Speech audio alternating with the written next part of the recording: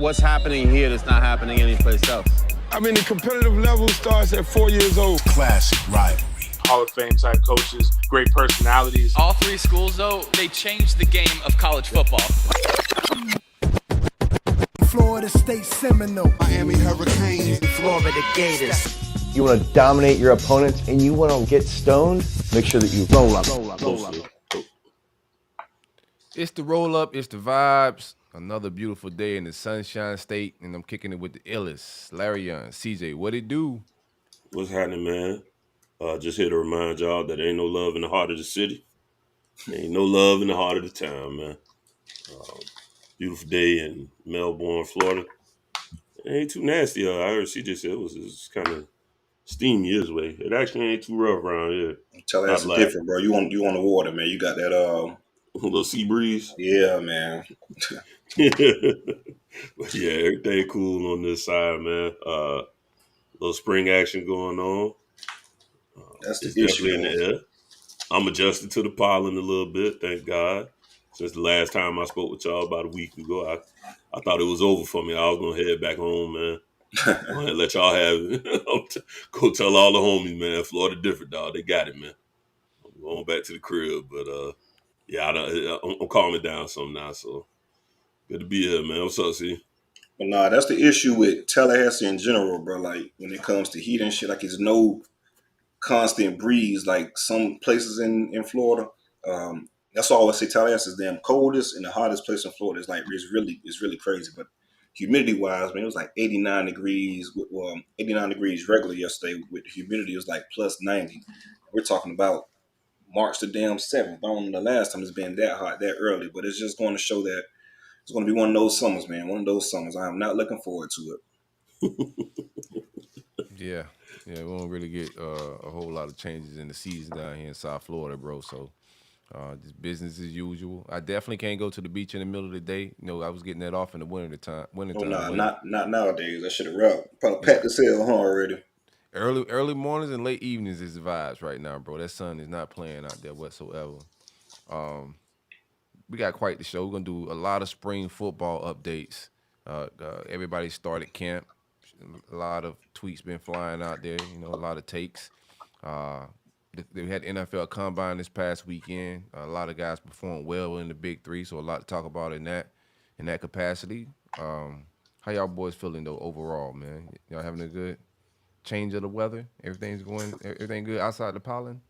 Yeah, life is good, man. I went to my first hockey game this past weekend. That was cool. Who played? The Orlando Solar Bears, which is the home team. I think we won 6-2. Hey, that's creative as fuck, though, bro. First of all, I didn't know they even had I didn't know, was it the actual NHL? No. Oh, That's okay. minor league. Yeah, minor league. Can't I'm be about to say, I know Orlando don't. Bears. Yeah, that's what I'm saying. But imagine that, though. Polar Bears, Florida Solar. Hey, I tell you what, the little logo, the logo and the gear. I was like, all right, I might come in, rock some of this. Right. I ain't had a hockey jersey since high school, so I was like, I might pull out an old hockey jersey, man. They do like a kind of like a teal and purple and some orange. It worked pretty good. So that was cool, man. They played the Everblades, the Florida Everblades. I ain't sure where they from exactly. I'm assuming the Everglades, but I'm not sure exactly which city they represent. Yeah. Savannah just got a team too this year. But the Solar Bears done beat them 6 times to 3. So I think I'm a Solar Bear fan. Oh, shit. We got one more game to decide. If they can pull it to 6-4, I'll go back home to the home side. But they got to pull off that 4th win. It don't take much to flip them. Yeah, right. You know how I am, man. You know how I am. Hockey is my passion. I heard we are in back. No, are you? Yeah, all right. In a different capacity, not here recording. Right, different capacity. Shit. You gonna jump over? Nah, man, I know better than that. It ain't taking nothing less than the top from y'all. Pause. Yes. Yeah, that was cool, man. That was a fun little experience down there in the Amway Center with the Magic play and whatnot. So that was a cool experience. I suggest people go out and do it, man. Yeah. be sure to follow us on every single platform. Our visuals are getting crazy on IG and also YouTube. We're picking up some steam here. We brought on a marketing team, social media team. We got a whole lot of stuff going with Lion in the Gang. If you follow us on IG, you should see an uptick in our IG stories, our reels, and everything else. So if you're not following us, go follow us. We may follow back if you're cool, but definitely follow us. Stay in tune with what we got going on. We'll be dropping some short form content on there, updates in recruiting, things going on in the program. It's just another forum for us to stay busy and stay in contact with you guys and engage a little bit. Yes, sir. I'm writing a comedy sketch the boys don't even know about yet. It's going to be hilarious. And if it's not hilarious, y'all know who wrote it. Right. Shit, what? It's already been put out. I'm a funny motherfucker. If it don't hit or if someone needs to get canceled, y'all know who wrote it. Oh yeah, now that's where I'll draw the line. I said something in the chat yesterday. Everybody went quiet on me. I said, "See, y'all always do me this way, man. I'm always the too far guy." I remember that. We ain't gonna get into that, but I saw it later. I ain't respond initially, bro. I probably would have responded initially, but I saw it later and laughed. I said, "This motherfucker Larry on wild." I said, "Watch this. I got a showstopper right here. Watch this here." We definitely stop. Party time over. Right. This guy. Well, it's because the story wasn't true. Yeah, that shit. Anyway, man. That's another thing too, man. Shout out Joe Mix. Shout out to all the people that make these fake accounts and fake man. tweets, man. Yeah, that was crazy. The people that make these fake accounts and fake tweets, man, y'all gotta do better, man. For real. Especially with some 11 serious shots, though. 11 shots. I've done it in the past, right? So like, as long as it's not murders and like the people, yeah, like stuff like that, like funny stuff, cool, but like serious stuff. And I thought he really did have some sort of shooting thing. I did. Like, I swore I saw something like that was legit. So that's why when y'all first shared it, I thought it was true. And then I was like, oh, okay, it's a lie. So that's why I let the joke fly. But anyways. Right. Yeah, shout out to that, man. We're gonna get into some NFL Combine right out the gate. But before we get into that, one time for the great folks at takeavaycay.com. If you're listening on the audios, that's VayCay, VayCay. So it's takeavaycay.com. Use coupon code ROLLUP for 15% off of Delta 8 THC products. They have gummies in the flavors of watermelon, blue raspberry, kiwi, and pomegranate. They have vapes in Blue Dream, Strawberry Bubblegum OG, and also Cherry Pie. I was just telling CJ pre-show, them vapes is where it's at. Been getting me through these hellish track days and these hot 7-on-7s on Saturday. You can't just fire up the big boy joint out there, man. So the vape been getting me through some vibes. And also the gummies. They've been getting me through some of my dad activities, man. She's my cherry pie. Real quick, guys, make sure you like this live video and also subscribe to the channel. Like and subscribe, man. We're trying to get our content out to people, fans of the Big Three that's not really aware of our type of demographic, our type of content, So make sure you guys like this video and subscribe to this channel. And also, if you guys have any super chat questions, let us know. I know we got spring practice not coming up. It's in the beginning of spring practice. You got any spring questions, definitely hit us with a super chat. I was at the actual FSU practice this past week on Monday, So if you got any specific questions in regards to practices, recruits, anything like that we may not be covering on our own, go ahead and hit us with a super chat to get your take off so we can go ahead and get an answer for you guys. Keep on, boy. They're going to kick you out after 20 minutes. You guys leave with everybody else. Come on. Boys, we heard y'all. Come on. Remember the situation last year, right? So I'm pretty sure people looking a little crazy or whatever. I see you on the field, boy. That's the crazy part too. I'm like literally on the field, like in the action, like in the mix of that shit, like actual media. Them boys ain't nowhere to be found, man. They got. Tell you what, you make sure they escort you. Say, hold on, Pimpin', and give me my media pass first. Right. If you're gonna put me out now, and unhand me, don't touch me, bro. Don't touch me at all. I want myself out. I know the way. Right, I know the way, bro. I vision them boys, like on the belly scene. I don't like that shit one bit. It's crazy. Even from outside the club, I'd have been salty too, though. I would have ran it. I think I'm pretty good. I think my face pretty clean there because I was actually had a conversation with Mike and all. He came up and doing a break, chopped up for like a minute or two. So my boys definitely hating from outside the club for sure with that one. Yeah, that's fortunate. Yeah. But yeah, for sure. Definitely hit us with any super chat that you guys got on a serious take. If you guys got any questions in regards to the practice and stuff, I know a lot of the comments that you guys doing the regular comments we don't typically see on the run when we're in the middle of recording. So definitely hit the super chat. Shout out to my boy KP with the super chat, man. Appreciate the donation. One time for K Pizzle, man. Yeah, big friend of the show. CJ got an up close and view of the boys getting ready to watch the state again. Damn right, KP. No bleach either. No bleach. So it ain't gonna be too clean. You ain't got no bleach. Dingy ass. No bleach, man. We not go stain the color clothes and things like that, man. So no bleach. We the straight washing powder, that type of deal, baby. I had a good joke right there. All right, let's keep it moving. Hey, real quick, shout out to S. The game, man. Appreciate the love. You've been showing love on the timeline as well. Shout out to the squad. Love the show. I'm on paternity leave. I want to give a special shout out to my new baby girl.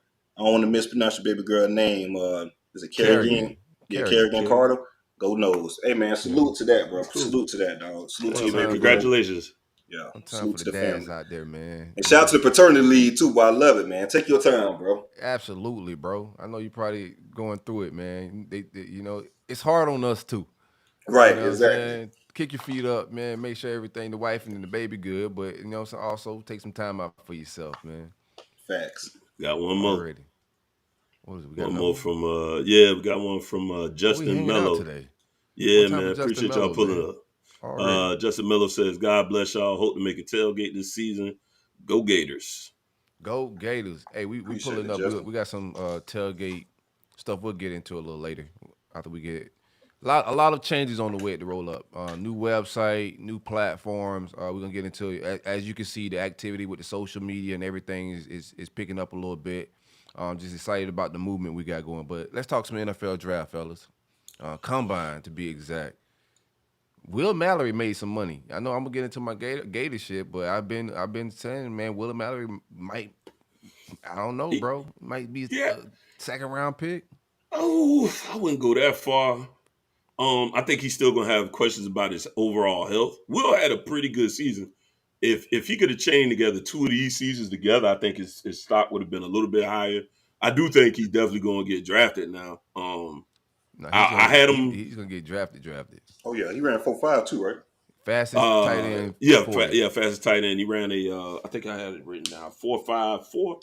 Yeah, 4.54. Was just like a shade under Kittle. Kittle ran a 4.52. Looked good in all his drills. Bro, Kittle ran a 4.52. Damn. Mm-hmm. Yeah, Kittle was in Iowa, so they're a little different. They got good tight ends, but their system's so different. The utilization is a lot different than it is. People don't put them. We talk about Notre Dame, Miami. I got to be in that conversation. At least in the last, I would look at the last probably 5 to 10 years.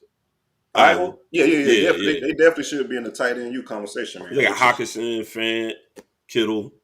It's probably another name or two we ain't thinking about. But I thought all in all he showed his athleticism. Will was a guy that ran track too in order to help improve his speed. So he was already prepared to get out there and run a 40. Now, did he run a little faster than I anticipated? Hell yeah. Sometimes I used to look at Will and be like, man, it's like he got Tim's on. But all credit due. He did have a good year. He did manage to stay healthy. Only thing that he came in, I believe, that was like a little, probably like less than desirable, I want to say, was his hand size. A little bit undersized with hands, but he's got good hands as far as catching goes. No major issues with him with drops. I would say his biggest question marks here would still be the injury thing. But I think he could have worked his way into the third. You think he's going higher? You think he might get into the second? Yeah, I think he could. I think his. He was y'all lead receiver. We had like 4 or 5 receiver yards, didn't he? He was the best player on their offense this past season for sure. Yeah. Yeah, Parrish jumped out the gate pretty good. He got a little dinged up, but I would say Will kind of took the reins, especially towards the end. We had times where we just kept going to the well there with him and different looks and moving him around. He showcased that speed in game time too, like a couple of times last year, where he caught the ball and took some long trouts, man. Oh yeah. I mean, yeah. He was a guy that we lied about for a long time because they kept telling us about his athleticism. We kept waiting on him to kind of develop and be that guy. At first, I honestly thought that he was supersede Brevin. And then, Brevin, I don't know, Brevin kind of, to me, left a year early, I thought, because of his injuries.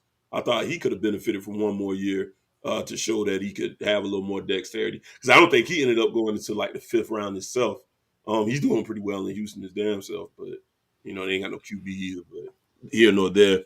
Good showing for him, and then Tyreek Stevenson also just made himself a little more money. I think I could tell you before. Yeah, before they had Tyreek, I've seen him in several mock drafts as a first rounder. He ran a 4.46 40 himself.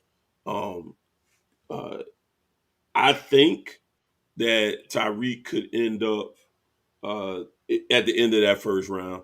It just depends on what teams will be there and what exactly they'll be looking for. And it does look like he'll be playing corner. That was another question, is whether or not his best position would be safety at the next level. But I think between his Senior Bowl performance and his combine performance, I believe that ultimately Tyreek will end up playing corner in the league. And I think late first, early second. I think he played his way into the second for sure. Yeah. I definitely think he got in there second for sure. I was still shocked when I saw the first rounds, but they were there. They were there with several people. So all in all, for us only having 2 representatives out there, the 2 representatives that did go out there did have nice showings and definitely earned some money. Really happy for Will, especially because I definitely had him towards that 5th to maybe not even picked up. Some of that stuff is politics too. With you winning, you losing. Your stock will be down. We're 5-17, so that could just hurt your stock. Period. That's why a lot of times these kids want to just be a part of winning programs, because nonetheless you'll get that a better look just from coming out of that oftentimes. But that's about it. Yeah. Oh, real quick, fellas. What up with it? Yeah. I know. Taylor was telling me got a super chat. Real quick from Brian Young. Appreciate the donation. Yo, CJ, hearing from all the beat that the trenches look different on both sides. For FSU thoughts. I'm gonna jump once we get in. I answer this question since you already asked. So I'm gonna jump. I was definitely gonna jump into this once we got to that part of the show, but just get it out of the way now, man. Like, I don't think I've seen the offensive line look that physically imposing in a long fucking time for FSU, like a long time. Keandre Jones, pretty much the transfers we brought in, of course, they set the stage, but this other guys developing, like Keandre Jones from Auburn. Just seeing him in person, he looked like he just did about 15 years in the pen, like legit, seriously. I remember that Tukey Williams picture where Tukey was locked up. He had a fro and he was just ripped up, cut up in jail. Y'all ever seen that picture? Mm-hmm. Yeah. I know that's literally how Jones looked. I thought he would. Looking at his size, I feel like it'd be like it's not sloppy. It's not any big bad weight. Like, that shit is pretty much proportionate up and down. I mean, he's like a specimen on the offensive line. Casey Roddick, the transfer from Colorado, huge, man. I mean, this kid like a brick wall. Huge guy. And Daryl Jackson, I talk about this all the time, man. But I thank Miami. I thank them all the time for us getting Daryl Jackson. Daryl Jackson like a grown fucking man. Like, I can't even lie to you. The shit. Daryl Jackson like a grown fucking man. But I see why Mario was still calling that boy to the wee hours, man. On some G shit all over him, man. He set us up. I'm starting to see. Understand what happened. When y'all had that boy covering damn 150-pound backs and shit. Yeah. But no, seriously, man. Back pedal kind of weak. Jackson looks amazing, man. Just from a physical standpoint, tall, long. He has gorilla arms too, man. Real long arms, like very long arms. So as a defensive lineman, that's very key. But not just him in general. That, of course, that's a new guy. But his counterpart, Farmer. Joshua Farmer put in a lot of good weight. He looked really well. Just the gains overall from the offensive defensive line, it goes unnoticed. But for the most part, the transfers we brought in on offensive, defensive line, like they look the part for sure. They're a different type of breed. But yeah, let's get back to our combine tape. Real good question. Already. On time for all the super chatters. I don't like I can't say nothing bad about y'all right now. Go ahead. Nah, bro, I ain't gonna lie, dog. I'm seeing Jackson. I'm so damn happy. I'm glad he left. I'm scrolling through my mind for some negativity, but nothing comes to mind at the moment. What y'all got for the combine? And even Fitz though, the Braden Fitz guy that we got, the transfer from Western Michigan. I know he was one of the top transfer guys in the portal. I'm gonna be completely honest with you. He's not gonna practice this spring due to he's dealing with a shoulder injury, but I wouldn't be surprised if Jackson become the best out of that bunch as far as the D tackles we brought in the transfer portal. I know Fitz came in with all the hype and stuff, but I'm telling you, man, like I wouldn't be surprised if Jackson really is the guy that we're talking about moving forward within the season and stuff like that. Yeah, well, God bless the young man. It's third college. Silk, you got it, bro. Go ahead and get your combine wise, stuff some guys made some money. I think a couple people lost some money. Didn't make no money. I think Brent Cox had to have a big day. He didn't have a good day. 40 was slower than I thought it would be. A guy that's gonna come in with not great reputation leaving Georgia, and then the way he was kicked off the team at the end of his tenure at UF, he has off the field shit. So he needed to have a good workout. I don't think he did. He didn't make himself any more money. Didn't help his cause. Justin Shorter, I thought, had a good combine for his size. Running a 4.56 is fast for him. I know some people had him in like the 4.4 range. Speaking to certain Gators around the program, thought he could hit 4.4. But 4.56 at his size at 6'5" is plenty good speed. I thought he made a little bit of money, solidified himself a little bit as a mid rounder. I think he's like a 4th round type guy, in my opinion. Ocyrus Torrence didn't make or lose any money. I thought he didn't come in and test the craziest, but he solidifies as a top 15, top 20 pick type guy. He's the #1 guard on the board. Didn't expect a whole lot of reps with the bench press. His arms are crazy. He got one of the top wingspans in the entire draft. So I didn't expect a lot of bench pressing because his arms are so long. But he had a solid day. Nothing too crazy. I was explaining that last night since DK still don't think I can throw 15 up. No, people understand like short long arms make it a lot different. I don't have long We arms. still got to see it, Larry. We still got to see it. I told y'all got to come up with a charity or something. Oh, charity I got is that. fine. Like That's we Nathan. to a charity. That's Nathan, bro. All right. Go ahead. We're gonna figure this out. You're not gonna dodge this I'm bench not. pressing. I just had a coworker that think I could drop and do 25. I'm like, what y'all think I am? Same all Marshmallow. I'll knock y'all ass out. But go ahead. Yeah, and then to do with that bench, man. We're gonna find out. Yeah, do. Go ahead. All right. Gervon Dexter ran a 4.8 40, which was crazy at his size. Humongous guy, 6'8", 300 pound plus dude. Super athletic. I thought he made himself some money. He may slide up to like a 2nd round type shit, man. Great day for him. Anthony Richardson stole the show, ran a 4.43 40, 2nd fastest quarterback time in the history of the combine. He also broke the vertical jump record.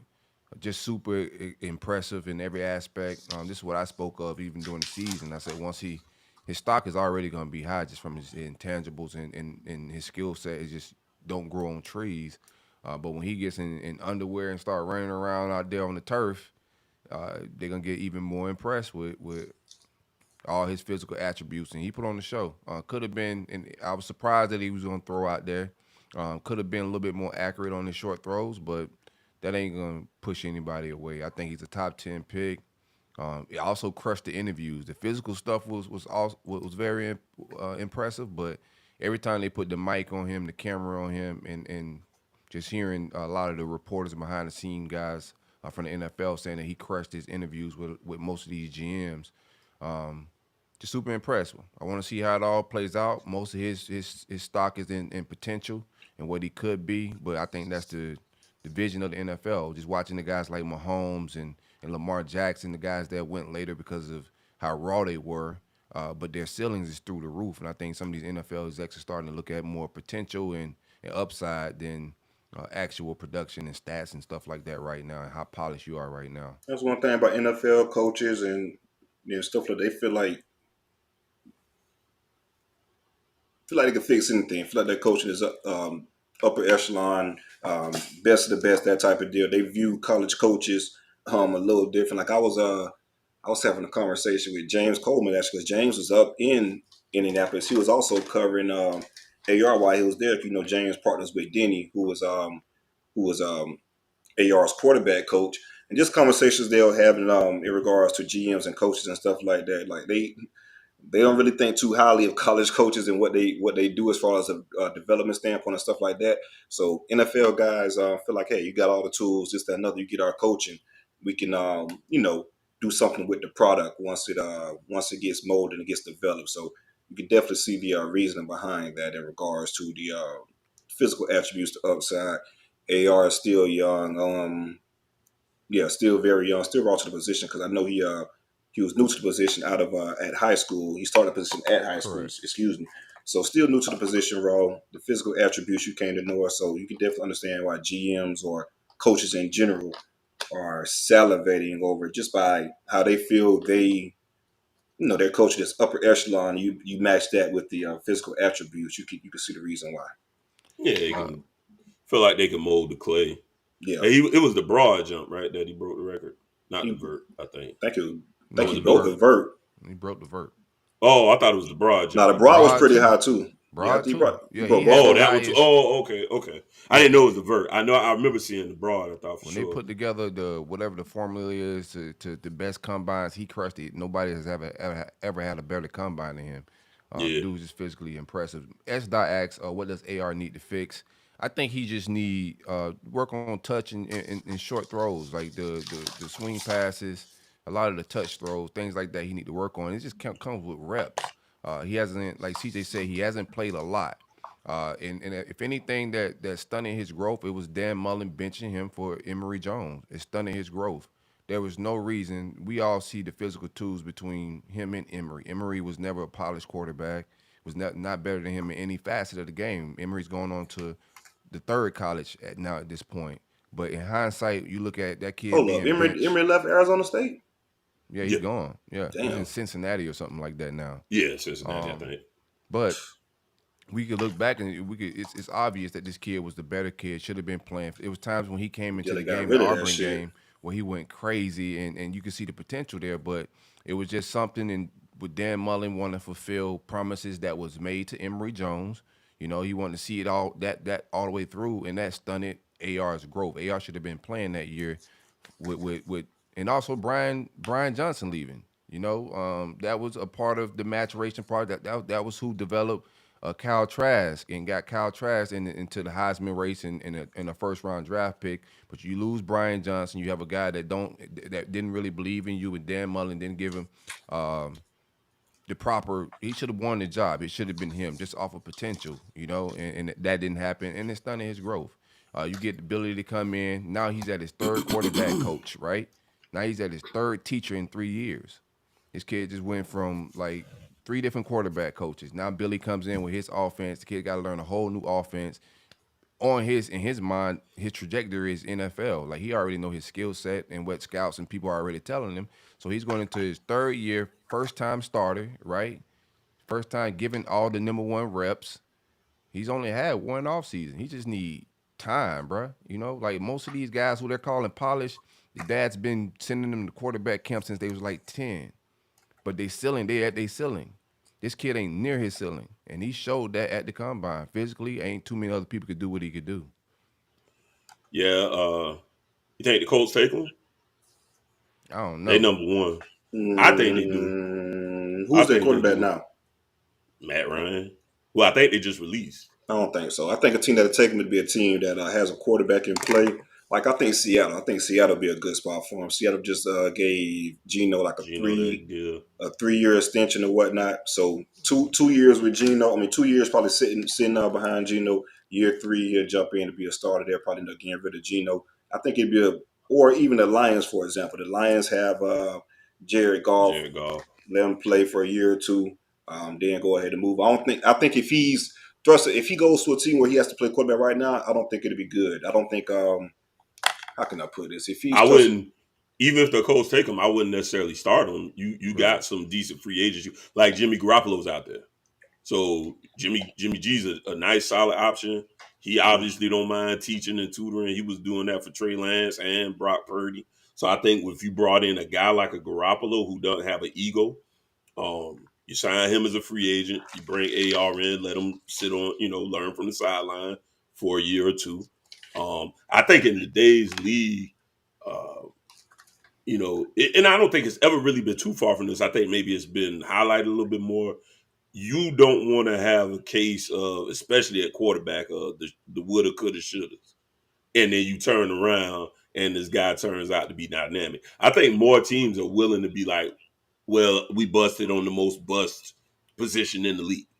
So I'd rather, if I thought that this kid really truly had the potential to be, a next NFL, top 5, type quarterback, I'm going to go ahead and take him.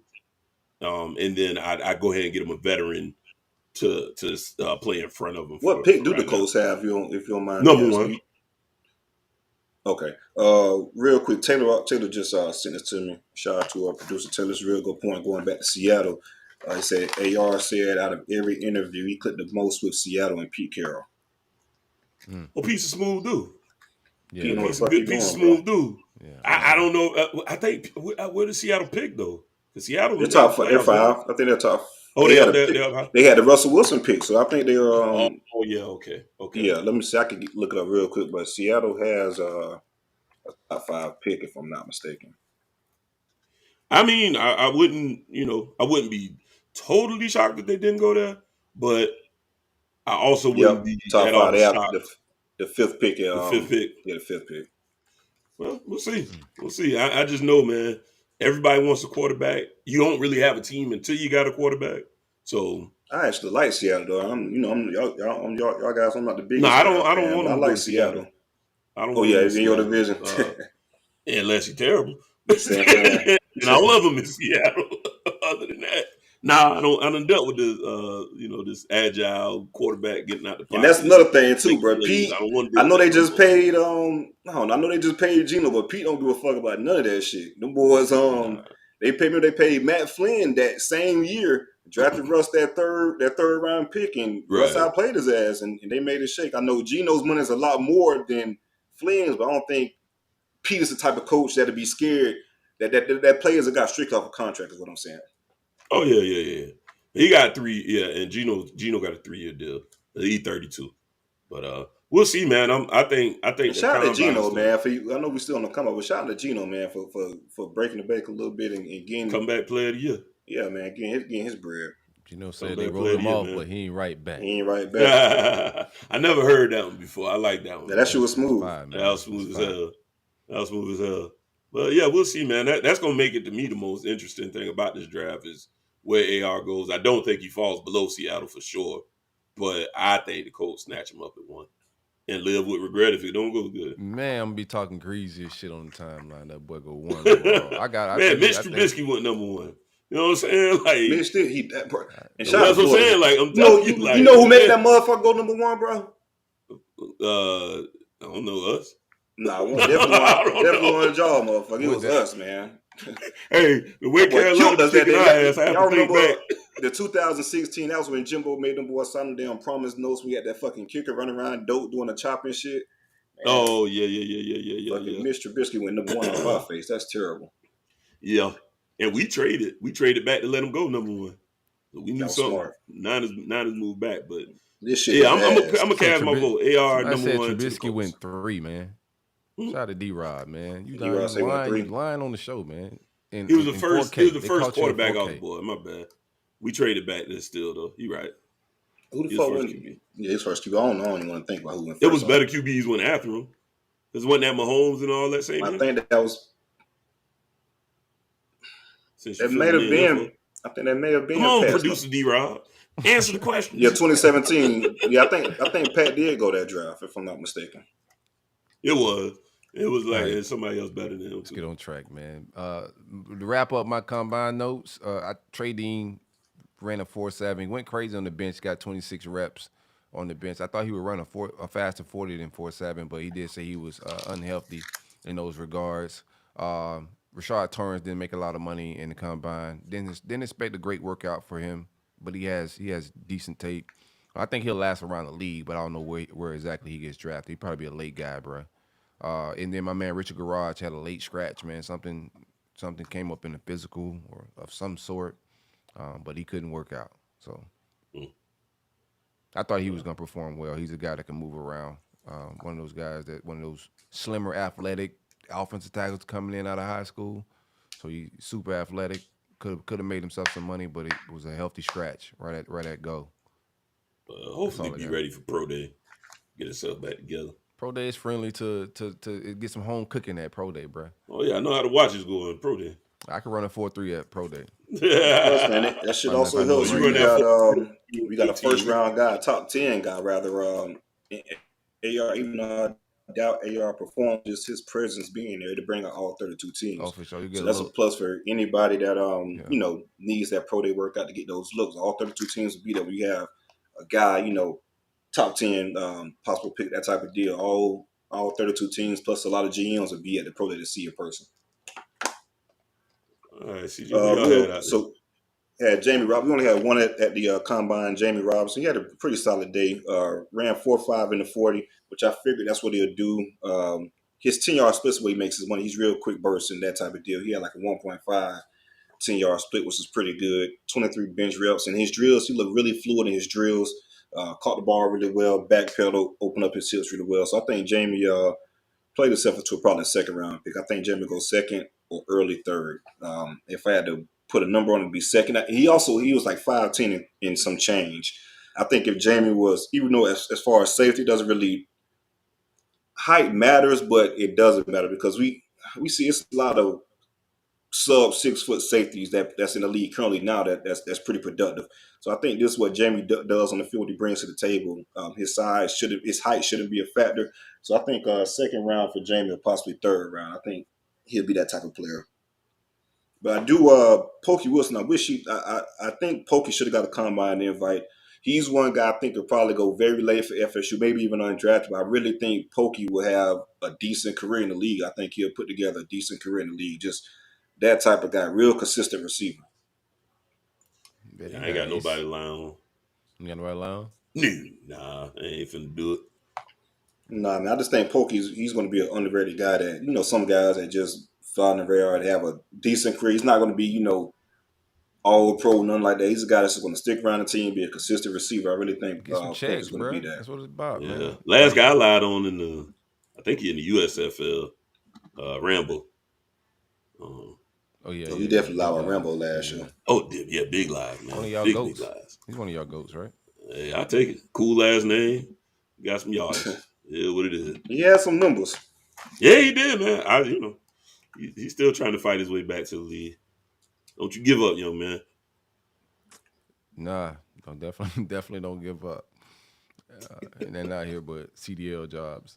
I told you, my man's made $300,000 last year. Don't y'all shake y'all head at that CDL. Nobody's shaking their head at it. It's a legit profession, man. Nobody. I don't know why it became the profession to make the joke about, but I don't know either. But it's because you already big and strong, so you got to strap them lows down. You already built for it. They really don't offer that as a major, so it's kind of like telling them boys they wasted their time going to class. Real quick, shout out to the great folks at Alan Horne Insurance, which is a State Farm provider in the states of Florida, Georgia, Tennessee, and Alabama. Give Alan a call for a free quote at 706-692-2888. Again, 706-692-2888 for a free quote on life insurance, home insurance. If you have a trailer, bike, anything you may need insured in Florida, Georgia, Tennessee, and Alabama. Let's get into some spring football shenanigans. The Hills is alive. You ready to lie? Y'all lying early? I ain't lying early. I'm just coming in. Nah, we're only 2 in. I'll jump it off, fellas. Only 2 practices. Yeah, CJ the only one got. CJ got lies. He got lies. He got to see a whole practice. Yeah. I can only get the notes. But yeah, I go ahead and start. We'll get into recruiting later. But just practice in general, I'm kind of gonna go position by position. I'm not gonna spend too much time on it, but just let you guys know who kind of stood out from a position standpoint. Quarterbacks. Jordan Travis looks like a leader. He was leading the pack. Looked like he's primed for a big year, trying to get this Heisman campaign going. He was pretty much leading by example. A lot of communication and time and getting down. I don't think this spring is going to be too how can I put this, too heavy in regards to reps for Jordan. It'd be more so just make sure the timing is right with the quarterback, with the quarterbacks, with him as a quarterback and the receivers. The backup quarterbacks are going to get the majority of the work, and that's what's going to lead him to Tate Raw to make it Tate look pretty good. He's still real slim, but he looks more in command, just like a vet, right? He's been around the program a lot, knows what's expected of him, like a surefire backup quarterback that you could feel confident in. I know last year we were talking about, hey, if we have to rely on Tate, if Jordan goes down, we have to rely on Tate, you can kiss the baby. And rightfully so, due to how you played previously. But then, Jordan goes down that Louisville game, and then Tate steps up and has a big-time game and gets the win on the road. So pretty comfortable within the backup, with Tate as being the backup quarterback. Brock Glenn, a true freshman, he had one play that kind of stood out. He was getting a lot of reps in the first practice. He had one play that stood out. He was rolling to the right. And he threw a dime. He threw a real nice dime on the run on the flag route to a true freshman, Vandrevius Jacobs. He dropped the pass. It was contested in coverage. It would have been a hell of a play. It was pretty much double coverage, but just the placement of the ball, it was real nice. So I think Brock Glenn's going to be pretty good. Just redshirt him and get some development. He's going to be rep heavy this spring, I'm pretty sure. Running backs, Trey Benson. I don't know if it's crazy. I don't know if Trey Benson can look bigger or more cut than he did last year, but here we are. He looks more physically in shape than he did last year, so that's a really good sign for Trey Benson. He had a green jersey on here, and him and Lawrence toward Philly. I doubt we see too much of them this spring because we know what we have in them. The majority of the reps is going to be to the running back, Keziah Holmes, transfer running back from Penn State. The kid is explosive, really fast. Reads holes really well. Big guys like 210, 215.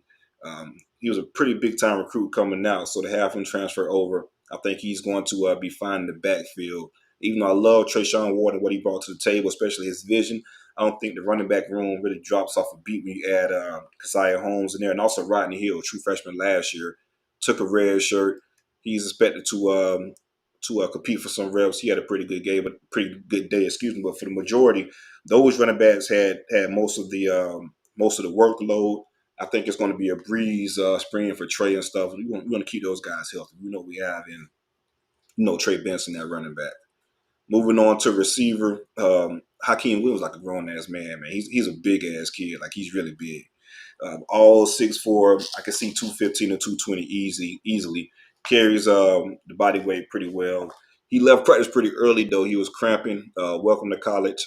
Had a conversation with Dugans during a break, and he was pretty much saying that the big thing with Keem is just getting used to how much they run on that level. It's a lot of running. If you look at the practice is probably about 2 hours, 2 hours and 15 minutes, not too long, but it's a lot of work within those 2.5 hours. So it was a lot of running and stuff that he wasn't pretty much used to. Vandrevius Jacobs, the true freshman, that kid is going to be a player. He led the state in touchdown receptions this past year, and you can see why. Real explosive. Once the ball hits his hands, he's liable to take it to the house anytime. Also, Norvell was riding him pretty hard in practice. Sitting on top of him, and you see him walking. Hey, you're going to be a guy that walk. That type of deal. Just stand on him. So you can see that Mike is kind of high on him by the way he was talking to him and just holding him accountable, pretty much. Johnny Wilson. We're not going to see Johnny that much at all this spring either. We know what we have in Johnny. I think it's going to be a lot of young guys getting reps. That's pretty much all I've seen for the receivers. Michael Pittman, I think he's going to be missing this spring with an injury. But the majority of who muted me? I'll say Silk muted. Oh, you had something, bro? You ain't muted. Okay. We don't hear you, though. Yeah. But go ahead. Yeah, just speaking back to the receivers, they look pretty good. Katron Portier, he had some big plays. Winston Wright. That's when Winston Wright looks really explosive. He broke his leg last year around this time. Matter of fact, he during spring break he had the broken leg that caused him to miss the entire season last year. He looks fully recovered from his broken Car leg. wreck, right? Yeah, he got in a car accident, and that's another thing. We got spring break coming next week, I believe. Man, just drinking and driving, that type of stuff, and make sure you guys are weary and be safe during spring break. But I'm not saying it was any drinking driving within his incident. It was just an unfortunate accident within Winston. But he's back looking explosive. He had a couple plays that he broke and just opened up, was able to run. Routes look explosive. So to have him back, I think it's going to pay dividends because coming in, he was our most experienced receiver that we got a transfer report out of West Virginia. He did some really good things for them. So it's going to be interesting to see how he fits in within the receiver core now that he's fully healthy. Moving on to the tight ends, man. Jaheim Bell's a fucking grown man. He looks the part, looks different. One of those guys that, first off the bus type of deal. Jaheim Bell is one of those guys. And just the routes he ran in 7-on-7, had a couple good catches, got open. I know Mike, he had one route, like a dig route for like 10 yards. He caught the pass and pretty much was just stagnant and went back to the huddle. Mike got on his ass pretty hard and just pretty much just saying, hey, pause, my bad. Mike, I was about to say Mike rolled him pretty hard. I wasn't going to say that either. You already gave him one of them. Right. He was on. No, Mike was coaching him as he should. You're too childish. Right. But he was coaching him, just make sure, I didn't bring you in to be a possession receiver, go on and score, that type of deal. So I like that type of coach. Whenever you catch the ball, make it a habit to go score. But I think Jaheim Bell's going to open up the offense a lot. He's going to, how can I put this? All defenses can't cheat or be, they can't cheat to one side. So, if you have strong running backs, you have strong receivers, you kind of compensate to one side or the other. I think with our offense, you can't really do that because we have so many weapons. I think Jaheim Bell kind of balances all of that out.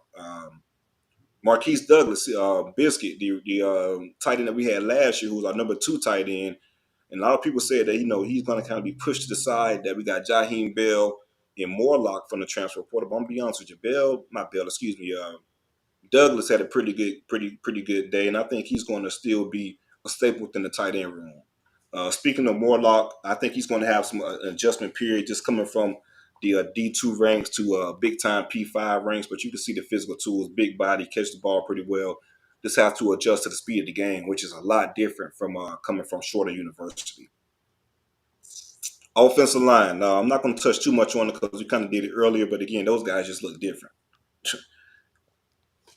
Point blank period, man. The guys brought in look different. I think the interior offensive line guard, the 2 guards in the center, they could be a lot bigger than what we had in the past, and that could ball well from the running game, a physical running game. Defensive line, again, a lot of this stuff was we're in shorts too, so it's not too much you can get on the offensive defensive line except for how to look for size. But it was one play, and I'm kind of going back to Jackson again. It was one play where after 7-on-7, the team got together and did a little bit of one-on-ones. And I'm not even sure who the hell Jackson was going against, man. But he made whoever it was like a damn child. You know how when you're in pass and offensive line, whoever you shoot for up under the pec and up under the pad to get up under and lift up, to lift the shoulder pads up and get some leverage with that. This motherfucker here without pass on, he with one damn hand got up under the person's damn pec and just lifted their ass up completely and put the offensive lineman on their ass. So that just shows the type of physical ability that Jackson's going to bring. Fabian Lovett, he looked a lot bigger. He's put on some weight. Farmar, like I said, just bigger all around. Jared Verse, he looked like he put on some weight also, and he's a lot more explosive. But we'll see once the pass get on. I get to another practice once the pass get on to see exactly how the offense and defensive line look, because all that shit really doesn't matter when you're in damn shorts and helmet, especially with those type of guys. Linebackers, DJ Lundy and Tatum Bethune, they look like they dropped some weight. They look pretty good in shape. Kalen Deloach, he's just Kalen Deloach. He's fast, flies all over the field. If it was one concern I had with the linebackers, it was just pass coverage. The tight ends and slot receivers, they pretty much got behind them a lot in pass coverage and did some things real quick. We'll go ahead and get this super chat out of the way. You got it, Larry, huh? Let's see. It's from Kane's Loso Way 26. Why am I blocked on Twitter? Been a long time listener and supporter, but AR is my little cousin. We proud of him, no doubt. But he is a worker and very smart. I don't know who got you blocked. I got no clue, bro. I don't even know you. I probably blocked you. I was about to say it, but anything is probably if you're blocked, then it's most likely just negativity or people plotting or wishing our demise. Like I'm blocking any negativity. I'm not gonna engage in it. I just move forward and keep it pressing. But yeah, if it's anything not that, then you wouldn't be blocked. But that most likely that's what it is, man. It's nothing personal. I don't even know who you are, bro. I just see the negativity and hit the big B. That's it. Definitely appreciate the support. Appreciate the support, man. What the fuck was I? Was that? And if I'm mistaken, just DM me. We'll figure it out, man. But no love lost, nothing personal. Yeah, so back to the linebackers. This past covered some of the issues I had with them, but again, it was the first practice so far getting tightened up. I know Randy was coaching them pretty well, and he was telling them, what they should be doing, but it's just a difference in regards to linebackers and trying to expose those mismatches, and they definitely found some holes and let Jaheim Bell do his thing. Safeties, wasn't too much out of the safeties that really caught my eye, except for the true freshman, Keaton Kirkland, true freshman out of Jacksonville, Florida. He was a 3-star kid out of Rains. Man, he looks the part. I had to look twice at him.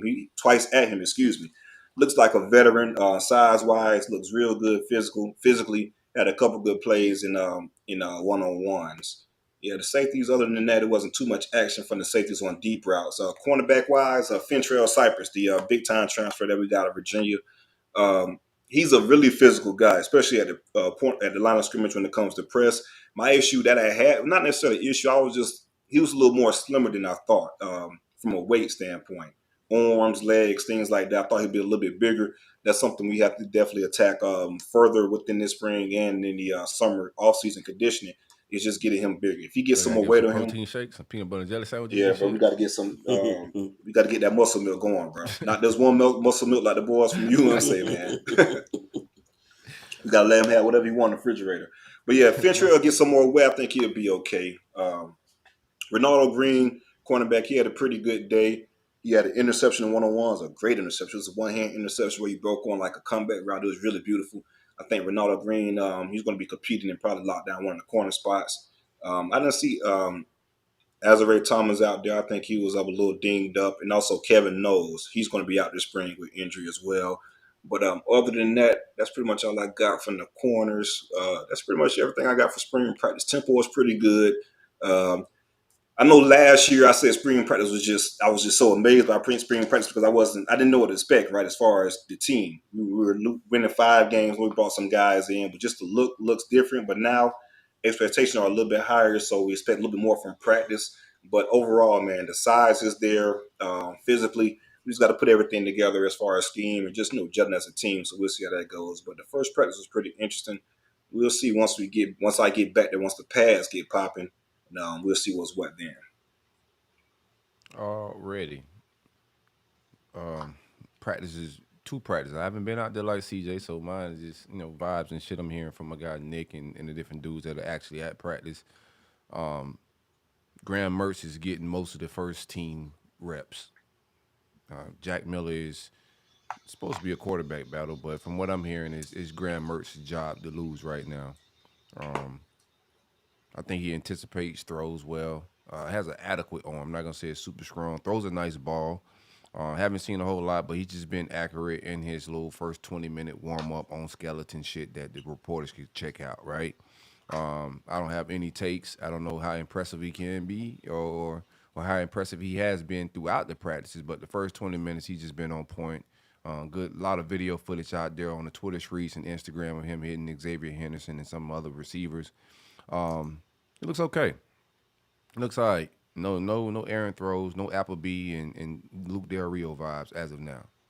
We'll see when the pads get on. And from a receiver standpoint, Ricky Pearsall is looking like the focal point of the receiving offense. You got some guys that are coming back with Xavier Henderson, Jaquavion Fraziers, and Caleb Douglas, who was coming on towards the end of the season. Fraziers ended up getting injured, and he didn't finish the season out. But you had some guys that was coming on a little bit And also Marcus Burke is making some noise in this camp, trying to get some snaps. All the freshman boys should have opportunities. Andy Jean looked really good out there. Aiden Mazzell is on campus, as well as forgetting the receiver name. Andy Jean. I said Jean. Oh my bad. I'm forgetting the freshman receiver right now. Eugene Wilson is not there. Anywho, the freshman is going to have plenty of opportunity to play early. I do think Andy Jean is going to be a guy that plays early. He's just a crisp route runner, approaches the game like just a professional from every aspect, whether he's on the mic or he's training, the way he conducts himself with social media and a lot of aspects. I just think he's mature and ready to play. The slot receiver guy is going to be a little bit more difficult with Ricky Pearsall kind of having his spot solidified. Tight end room showing some promise. It's part of our worst room last year when it became to just like athleticism and getting productivity out of position, especially when my man Keon Zipper went down. Well, Zip is back.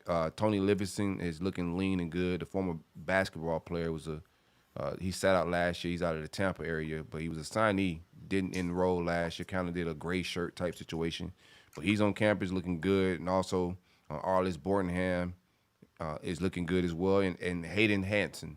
Physically, these guys look well. Haven't seen a lot on them catching the ball, anything like that. But for young guys in the tight end room that we're looking for somebody to catch a spark this spring, we'll monitor it. But physically, they look good. Position change. Jamarcus Weston, the 4-star receiver formerly out of Clewiston, Florida, switched from receiver to safety. Athletic kid coming out of high school, didn't get to camp a whole lot. Then I thought he would have went up the rankings a little bit more had he camped out of high school. So he was just lacking a whole lot of experience, man, since he didn't play a whole lot in high school outside of just the Friday night games. One of those kids that have a lot of personal responsibilities that he had to take care of with the fam, so he didn't get to do a whole lot of the camping and stuff like that in the 7-on-7s. But he's moving to safety. We'll see how that works out for him. He's an athletic kid, and we could use the help at safety. Sharif Denson is a true freshman that's on campus. Shout out to those boys. They're going to get some opportunities as well, especially at the star and the safety position. But Sharif is getting some run at safety. I got him penciled in as a guy that's going to get some early playing time in that secondary. What else we got? Guys in non-contact jerseys, Kamari Wilson, Aaron Gates. Both were in non-contact jerseys. A lot of DBs, 4 DBs. Kamari Wilson, Aaron Gates, Ethan Pouncey, and Devin Moore were all in non-contact jerseys. What else I got? Coaching changes. Tight end coach. We made a promotion from within. Analyst Russ Calloway, former offensive coordinator at Samford, also an offensive analyst for the New York Giants in the past, and also at LSU and worked with Kirby, some at Georgia. Has been 35 years old. He's 35 years old. He has been promoted to tight end coach. His time at SMU, he did have a very productive offense. They led the most productive offense in the FCS, and also led the FCS in passing yards per game in 2018. So he has some experience with pass game coordinating and also offensive coordinating. I think he's qualified for the job. Would be an upgrade over Peegs, who didn't do anything as far as improving the tight end play or recruiting the position.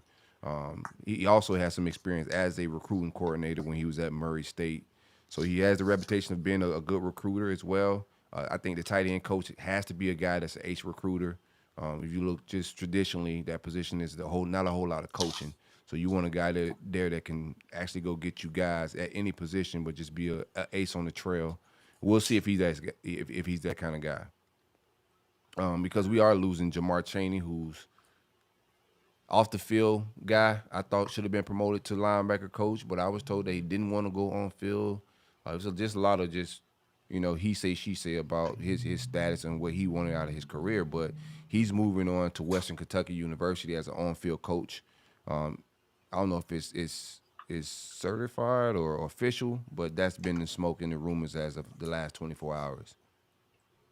We still haven't hired a receiver coach. We've interviewed 13 guys, 7 different coaches in like the last week or so. Right now, David Dorker and former offensive coordinator Eric Keesaw is managing the position and coaching it, while we don't have a wide receiver coach. I expect a hire to happen within the next week or so. No big rush. Of course, you put yourself in a difficult situation with trying to get a receiver coach with Kerry Colbert going to the NFL. The timing of spring football, other coaches actually working. It's hard to do interviews when you actually coach in spring. But I expect the position to get filled within a week or so. Plenty of candidates. Got names like Ike Hilliard. I know some of the fans like those names. I know Ike want the job, but I don't know about Ike's recruiting, and then you got to have a recruiting. You got to have some type of, and continuity matters, just, familiarity with people, relationships, all of that matter, man, when making these hires. So while Ike is a former Gator, I don't know if it'll work out, Sometimes that just don't mean shit. That's all I got, man. Practice-wise. Trying to think if I missed anything. Position battles. Offensive line should shake out however it shake out. We just had a lot of additions with the offensive line.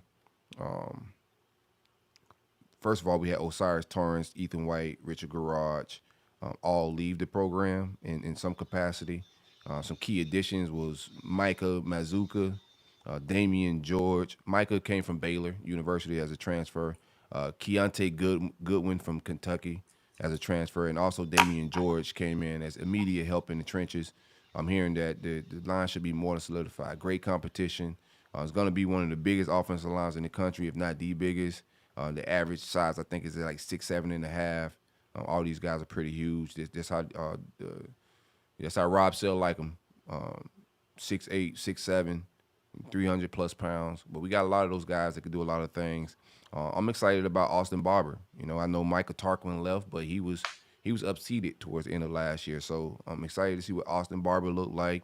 My man Richie Leonard is more than capable. He shined last year. Just excited to see these guys battle it out on the offensive line. Linebacker position is going to be another one where we brought in some seniority from Ohio State with my man. I'm sorry. Let me get my Taraji Mitchell. I was about to say Miguel Mitchell. We got two Mitchells on defense. Linebacker Taraji Mitchell comes over from Ohio State as a super senior. Plenty of experience and leadership from the Ohio State program. He should be able to solidify a spot right beside Shamar James. But we also have Manny Nunnery, who came in from Michigan, another guy at the linebacker position. So excited to see that room pan out a little bit. Miguel Mitchell is getting some smoke about running a 4.4 240 verified speed. He may be one of the fastest guys on campus. They're saying that he's their most solidified safety. So if Miguel Mitchell, I've been on the hype train of Miguel Mitchell since last year. If you listen to Stadium Miguel, you know the vibes. Welcome to that hype train. Check in first. I'll let you know if you can get a seat. But Miguel Mitchell is sounding like he's ready to have a breakout season, a breakout spring. If him and Kamari Wilson could figure out that secondary on the back end, because I feel great about my corners. I think the corners is the strength of our defense. Super excited about that position. But we could figure out safety. That spot with those young two guys, I think the future and the new defensive coordinator is going to have some toys to play with. We'll see how the spring plays out at that position. But those are the positions that I'm excited about competition-wise. I think that's all I got for now. But right now it's Graham Mertz. Very good. Murder Mertz, as the streets would say, CJ. Oh Lord, nickname, huh? Okay. Hey man, I don't come up with these names, bro. The kiss of death. Murder Mertz.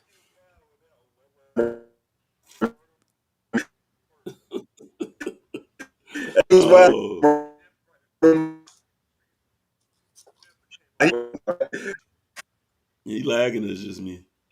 Yeah. No, you was lagging a little bit. It seemed like. I think I was lagging at some point. I don't know if the internet catching. Yeah, we back together now. That's why I just stopped. Every time that shit lag, you just freeze. Like, wait a minute. Yeah.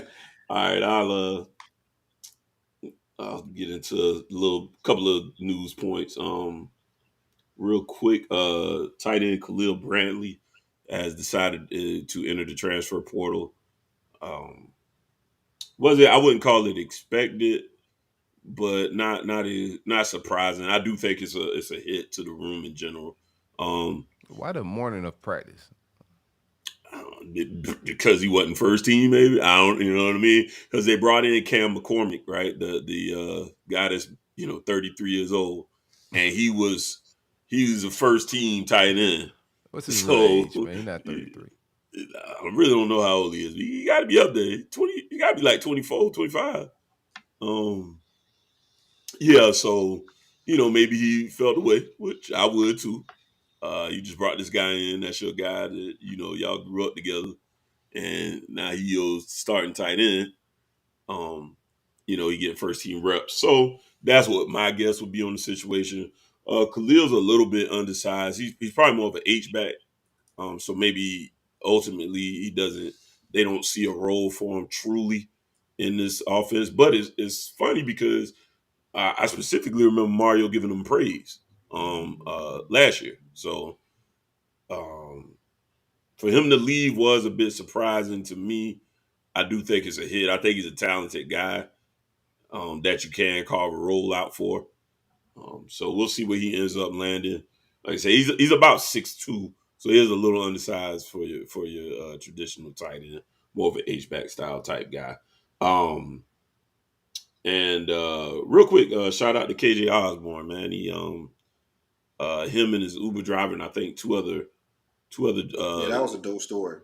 Yeah, two other bystanders. Where they saw somebody in a wreck, and they was able to pull him from out of a flaming car. Man, I want to salute him for that, man, for his bravery in that moment.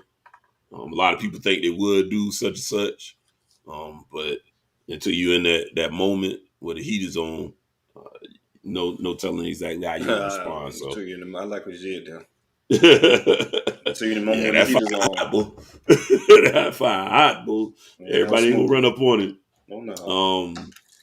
And the biggest news for us is come surprise to me. It's funny because we spoke on it last show. Was Jason Taylor has been promoted to on field. That was a good gift for Mario. Really good gift for Mario. Yeah, absolutely. The whole Miami Dolphins situation. Not a whole lot of clarity on that. So I don't know if it was they opted to go in a different direction, or he decided he'd rather stay. That I can't say for sure because there's really not a lot of clarity around that situation. However, I am surprised. I think Mianza was saying like essentially we just figured he's gonna take off to the NFL, especially in Miami, because that means he doesn't have to uproot his family or anything. He's already right there, and he's a Miami legend, so easy transfer. But nonetheless, he is staying. But some word and reports on Jason is that he actually does have a lot of passion for the development of these young guys. So he's been said already to be a magnetic personality. Guidry gave him some personal praise about how he is a good coach already at this level, and that he will definitely be. He said that he will be a defensive coordinator in short time, either at the collegiate or the NFL level. So he was a DC over at St. Thomas when he was there as well. So good get. A lot of these kids don't necessarily know who that is, but he'll have the opportunity to explain that to them too. And it looks like right now, because of that move, from everything I'm hearing from Spring, is he's in charge of D-line. And Salavea has kind of been relegated almost to assistant to Jason, although he hasn't been officially demoted. So right now you have two official defensive lineman coaches today. So that's how it stands as of today. But from the two practices they've had, and by the time you guys listen today, it'll be the third practice. That does appear the reins have been handed over to Jason Taylor, and so far so good. Now to go through, let's kind of do it kind of like these guys did. We'll just kind of slide through position early in spring. Quarterback obviously is Tyler Van Dyke. he's back. Tyler says he's at about 95%. The shoulder thing was never a surgery thing, so it was just really a rest thing. That's why he went in those couple of games, because it would feel okay for a second, go out there, throw a few times, and then never mind. It's still too aggravated. Nothing he could do with it at that point in time. So obviously Tyler will be the guy. That's what he came back for. Jakari looks to be his backup. Jakari is, to my understanding, he's already physically what you want, but early signs right now is that his accuracy is improving, which is a positive sign. They're working a lot right now on quick drills, getting the ball out real quick. And they're saying, day one, both of those guys had a little bit of struggles with it, got back out there, got better with it. So Jakari, I'd like to see him redshirt if he could possibly. And you can still play 4 games and retain your red shirt. So if we can keep a healthy Tyler Van Dyke, then that what I would imagine would be the idea as of right now. Emory Williams was out there. Basically, what you heard about Emory Williams is looks the type already, has a pretty good build already at this point, throws a good football at this point. Could probably use put a little weight on the upper body, but they're saying his lower half looks stout, and he looks, like a college quarterback already at this stage. So that's about it from the QB room right now. Running backs, we still know Trevante is Citizen. Prognosis for his injury was pretty long anyway, so there wasn't no expectation that he would be out there this spring. But I know a few people have been asking around, had they seen him out there. He's still out? Yeah. The prognosis on his was like, I want to say a year to 15 months. I don't know if the tear was that bad or something with his healing, but, especially in today's modern medicine, I did think that was a bit long. But, yeah, his prognosis was pretty far out. I expect him back by fall, but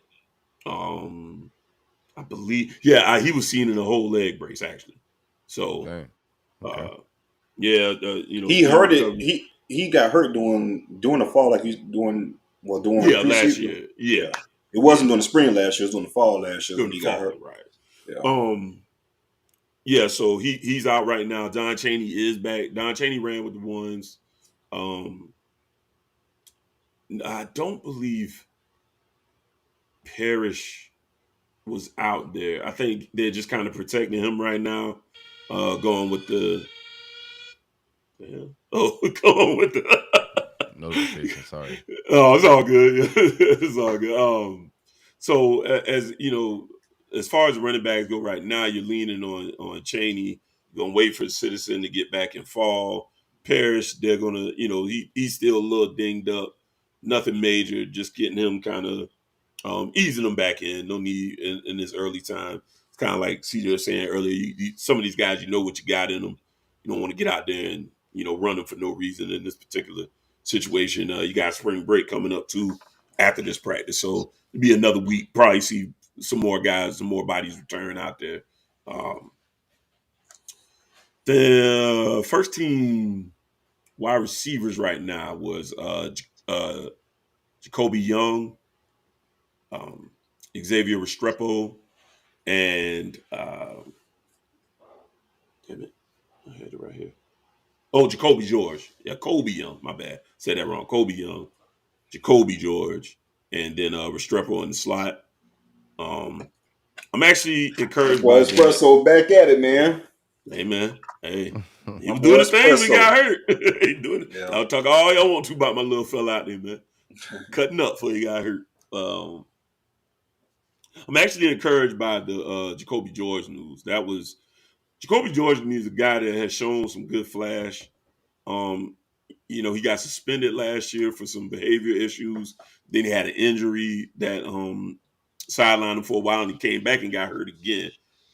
So for him to come back in early on in spring, obviously this is nothing set in stone. Let's not blow things out of proportion. But I am encouraged that he's first team right now. That tells me that he's taking things a little more serious, and realizing that, before you know it, senior year be here and this thing will be over. So, if you're gonna get right, better help them get right. They bringing in guys every year, so I am encouraged by that in general. Jacoby George, they saying his body's say looked like he leaned out, but in a good way. He wasn't a particularly heavy guy. Another guy that got praised for his physical appearance right now is Isaiah Horton, redshirt freshman that we got out of Tennessee last season. He's another big guy, so he's a big body receiver. That's one thing we're definitely lacking on the roster. A big outside guy. He's another guy that's been getting praised. So hopefully, as this spring develops, he can develop into another player for us to at least back up Jacoby George at this point. Nothing else major out of that. I think Robbie Washington was in the red, no contact. The Nathaniel Joseph will be backing up more than likely. That's what things, the Restrepo is going to hold down that slot. I'm sure there's no question there. But you look for Ray Joseph and Washington to battle it out a little bit there for that backup slot receiver. And to my understanding, both of those guys are showing some ability to play on the outside as well. So I wouldn't be shocked to see those young guys get some burn in some capacity once the season gets to rolling around. Tight ends, like I said, was Cam McCormick, started out on first team. Don't believe Arroyo's out there. Again, just coming off being banged up last year. Sure, they're just going to let him rest until after spring break. Brantley exited the room. Skinner was out there, but, again, just not going full go just yet. Tight end room, I feel is going to be in good hands in general. I think there's some talent there. To be a question of how they're going to be used in this new offense with Shannon Dawson. But I think you got some talent and a little bit of depth there. I do think the Brantley departure hurts, but all in all, I think that room will be okay. Offensive line, the first practice, it was a little bit different because Javion Cohen was at the combine in Indianapolis. They're doing something, I guess, with star underclassmen. So he is he's a junior, but all expectations is he'll probably be a one and done guy. So he was out there shooting some kind of special or whatever. So he wasn't there initially. He did come in on the second one, on the second practice. So we got him back in the building. He was out there at guard. The biggest Andy Lee, the center that we brought in from UCF, was starting at center. We had Jalen Rivers had been playing left tackle. Zion's still out. So this staff is real big on cross training. I don't expect Rivers to stay at left tackle, but he did practice there for the first two practices so far. The biggest surprise to me was Chris Washington, was a guy that was actually, was that? It had to be that Rick. I think it had to be Rick. Butch Berry got him. I remember that. I remember Butch Berry. So whoever Butch Berry's with, I think he might have been the early part of Manny. But either way, he was a guy that I thought would be a good developmental guy.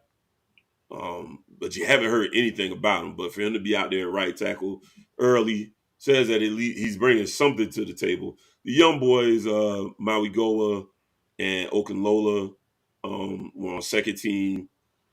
These guys will probably eventually, through the season, by all accounts, they will get burned. Maui Goa is probably a little bit ahead just because Okunlola wasn't playing as good a competition. He is catching on. It's not a slow learning curve for him, but Maui Goa's got just a little bit of an edge on him right now. Nothing else in particular too exciting going along in the O-line. Just the fact that we did bring in some bigger bodies. Some of the young guys will get an opportunity to contribute. That's about it there. Flip side, D-line. I actually didn't get not a lot of reports out on D-line.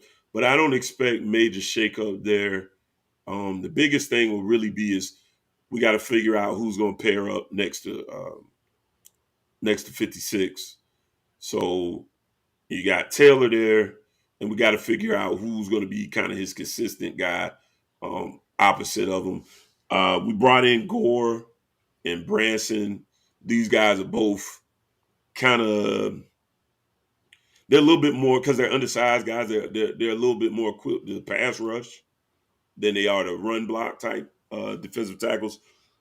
So the hope I would imagine would be is if you can get what's his name? I'm drawing a blank. 81. I can't remember his name right now, but he's been with us for a couple of years right now. And if we could get him back healthy, I'd imagine he has kind of the best body type to play both ways. Ahmad Moten is another guy that he has the body type. He is showing some flash, but that second D tackle I would say would be the most pressing position to figure out exactly where we can fit in our second guy right there. Najee Kelly's looking good early on. A name I haven't heard yet that I'm interested in is Moss. He was he was a fringe 5-star. He was right there. I think I had him at like 37, something like that. But he was a slim kid. I haven't heard anything about him. I would like to get some more reports on him and find out, if he's put on some good weight and be able to be a contributor for us. Opposite him would be Jafari Harvey will be the other side. He's a guy that I kind of expected to maybe take a shot in the league, just because I think he has some good physical attributes, great motor. I feel like at worst he'd be a special teams kind of guy, but he's back. D-line is, like I said, not a whole lot of info coming out on the D-line right now. Linebackers, it looks like Corey Flagg is still starting. Wesley Basaint's out there. His body's, adjusting a little more. You said Flag, right? Yeah, man. I was trying to breeze through that. No, yeah, I was say I appreciate that, man. I appreciate that. Keep starting, baby. Breeze right on by. Keep on starting, baby. Yeah. Yeah, good catch. Francisco Mauigoa, Francis's older brother. I think he went from third team to second team. So I'm hoping he can supplant Corey Flagg there.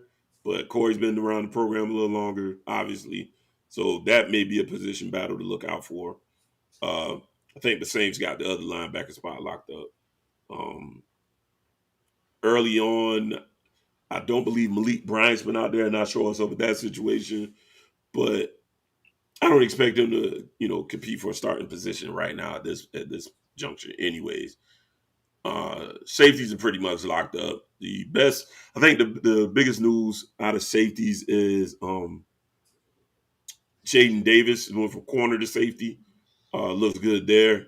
Looks like he's got a future there. And then Marquise Williams is looks to be the third.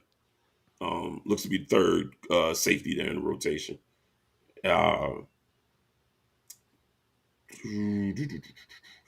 Corners is still a scary position in general. I'm not going to lie. We complained about Ivy. We're going to miss him. Ivy will be missed out back there. Right now, early returns is that it'll probably be Couch and Porter on the outside right now. I think these guys are good coverage guys. They're just a little bit smaller. I don't have an issue with their coverage skills. It I worry a little bit about maybe some of the jump ball type situations. And I remember Corey being abused in the slot, especially in the run game. They would try to run right at him.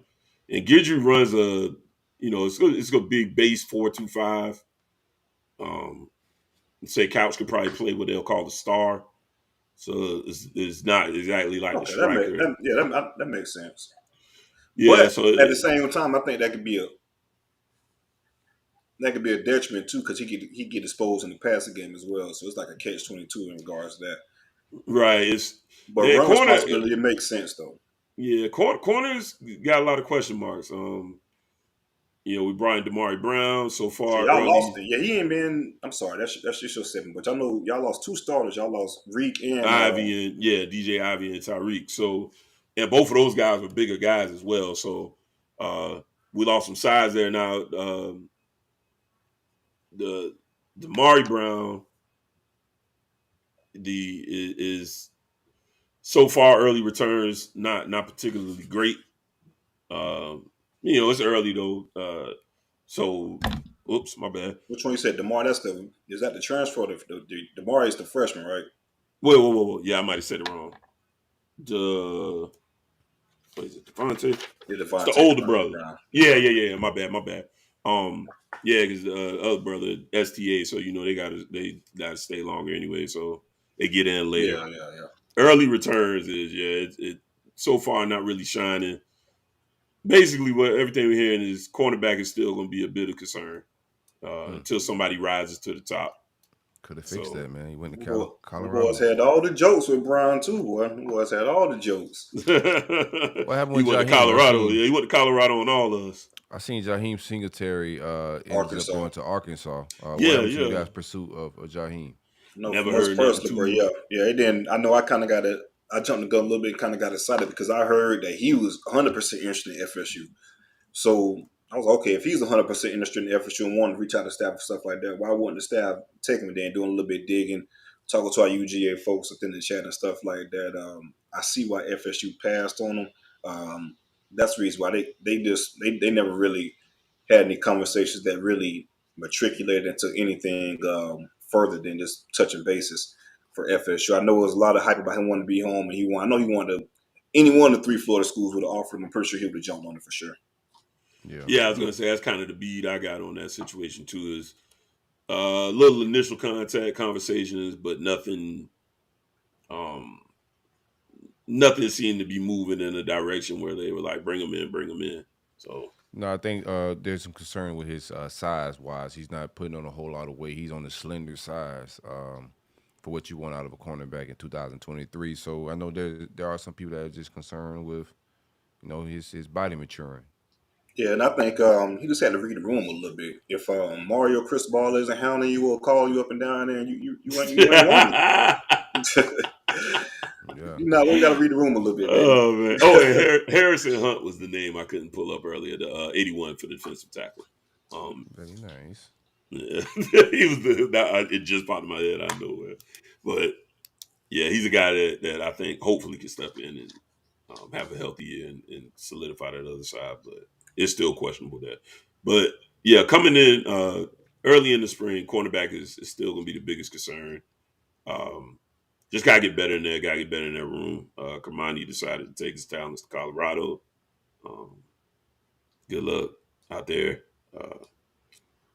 So that was the guy. I got a left us. We got a Dion question. Dion take updates. The people been hitting our DMs up asking us what happened to the Dion updates. That's fine. That segue just fine because we'll get that's pretty much everything. We'll get into that later. You want to get to that? Okay. Recruiting wise, CJ, stuff. how confident are you in keeping Jordan Pride? Like, where y'all at with it? Not actually, and that's crazy because I was just about to mention too. He's supposed to be coming up this weekend, and remember that like 2 weeks ago I saw Jordan Pride. He was in Tallahassee actually at that track meet I was at. Bluntstown here running that track meet. I saw Jordan Pride, and I had found I'm not too confident in us keeping Jordan Pride. I think he'll probably end up going to Florida or somewhere else. Just the vibes. Hell, he was at the track meet. He had an Ohio State beanie on, like Ohio State beanie on. And it was crazy because Adam Foot. No, I ain't gonna say too much. But yeah, he had Ohio. He mentioned coaches leaving, killing the vibes over at Florida State a little. Yeah, he got no relationship with Sertan. He had a relationship with Marcus Woods, the previous defensive back coach. That was his point of contact. That was his guy, actually. So for a relationship standpoint, there's a lot of catching up to do for Sertan. So we can see if he can make up some ground this weekend. But just the vibes, he's been in Florida a lot. I mean, we always say follow the visitors and read the tea leaves. It's just that simple. But I do know, it was crazy. I found this out when he was there. He had a knee brace on. He had recently just tore his ACL at the basketball, playing basketball for Blountstown. So that's one thing I hate about, not necessarily hate, man. It's just the risk of playing these multiple sports, man. You know, the risk of more injury. So I do hope he has a speedy recovery. But no, I'm not really too confident how us keeping Jordan Pride. That's why I think FSU.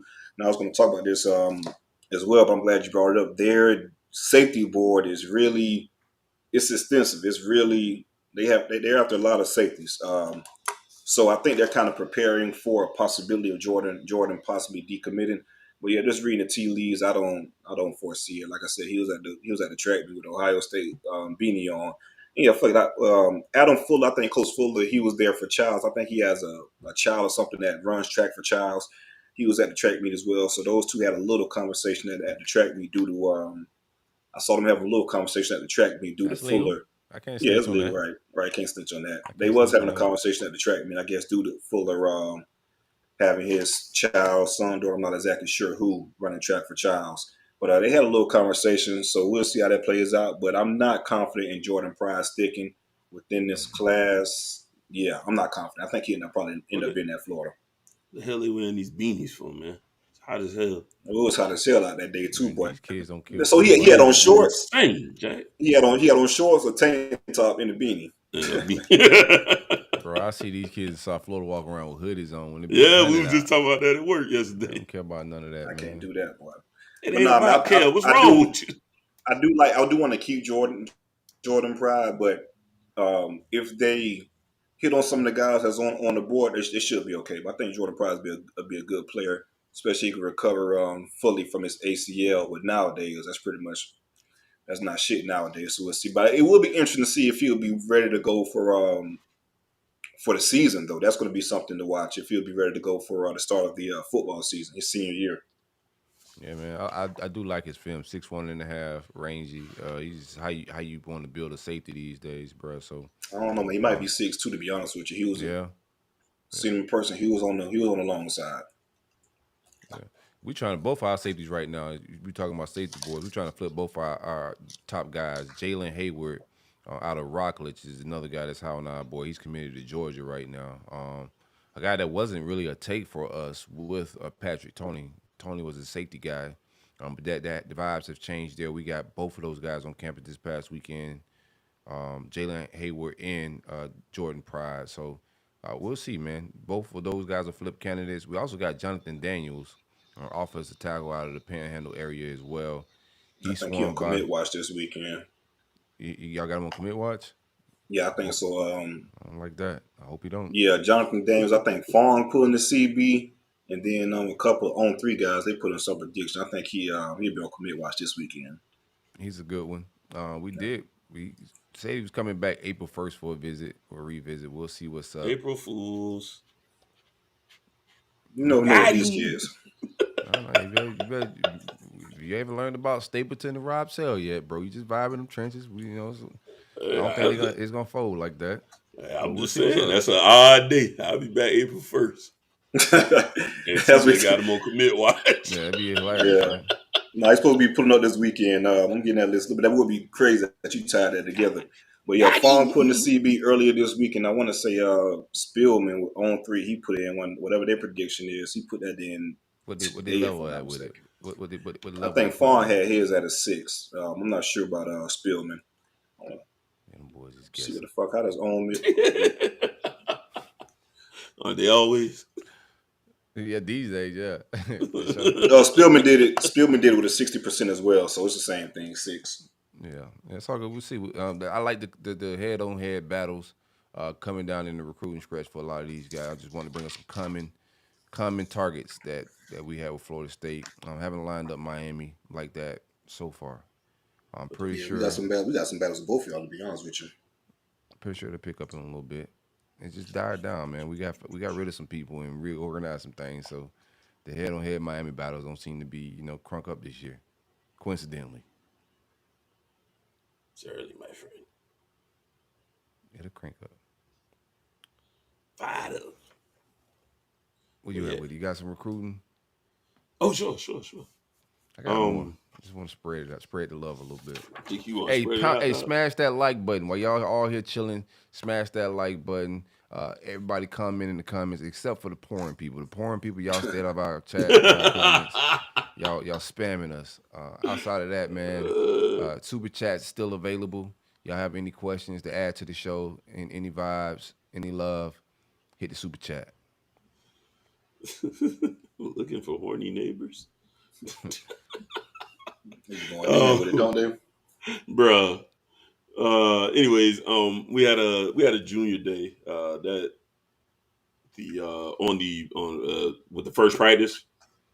Pretty big list, so I'm just going to kind of highlight the kind of top of the list or a few notable names that the staff is high on.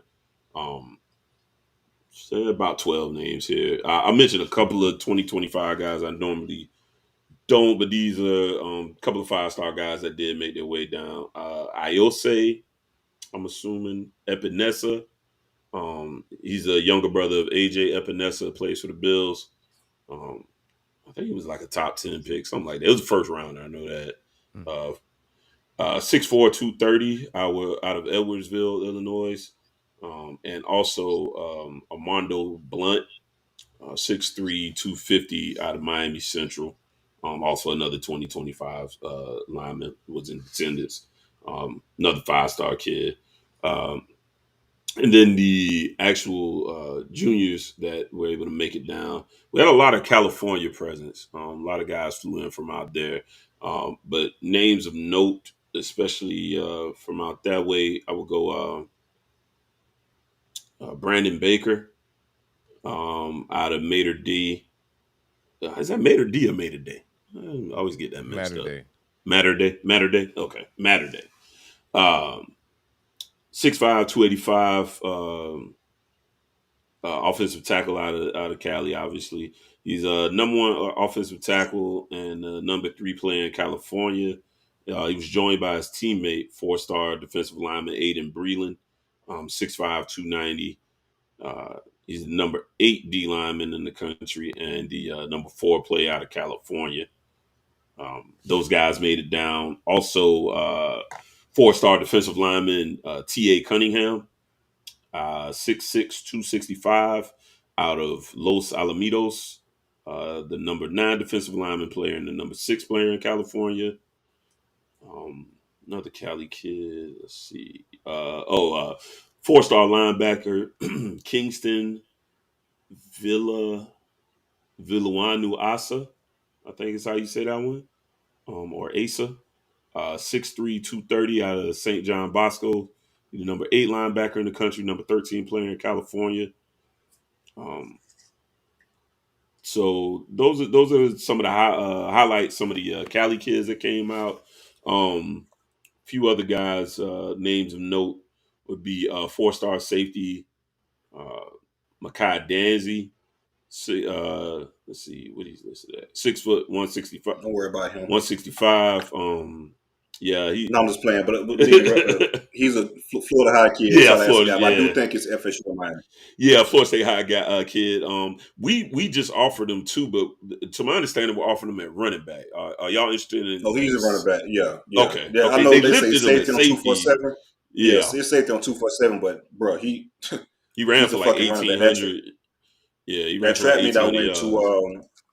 track meet I went to a couple weeks ago was the first track meet of the season, and the first track meet out the gate, he ran a 10.6. So the kid legit, man. Yeah, you got to put on some weight, but yeah, he's a so we just got offering him. He's a number 30 athlete, 44th. It looks like in Florida.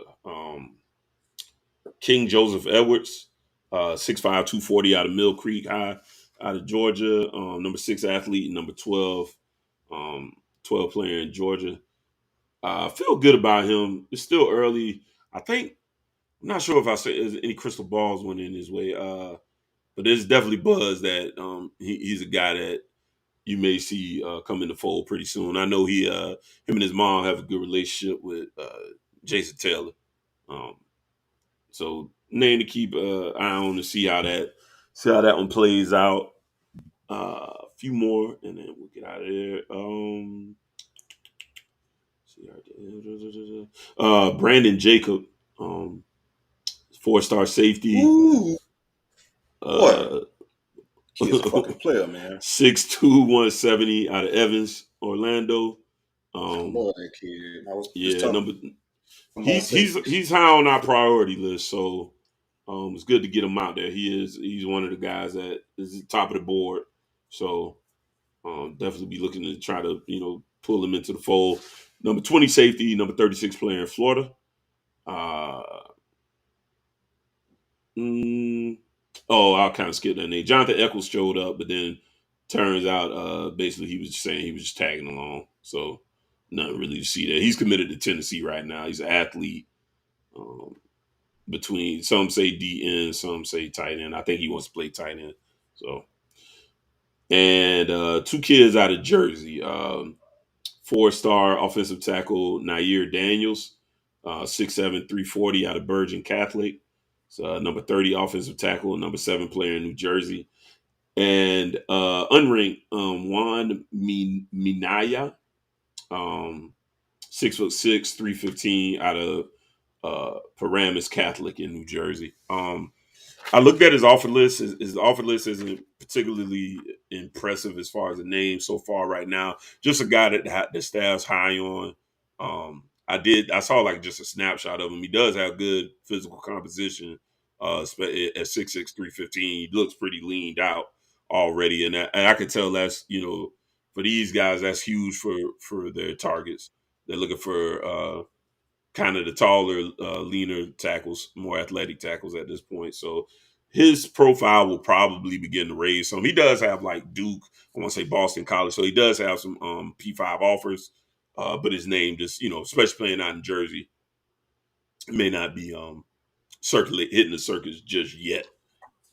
That's all I got outside of 2 quick offers. Want to highlight 3-star quarterback Judd Anderson, 6'6", 210 out of Georgia.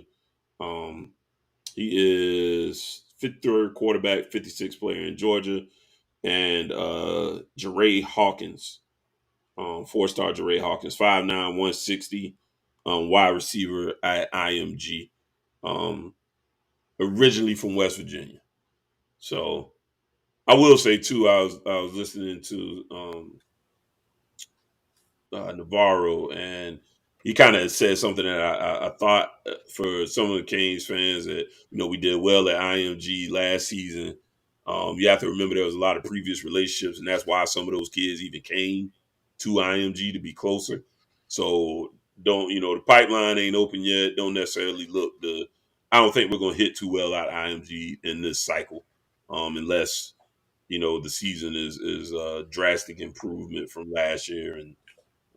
Maybe some kids get excited about a couple of things like that, but there's some premier talent there as usual. But I don't necessarily think we're going to strike much, if any, at IMG on this particular cycle. But that's all I got.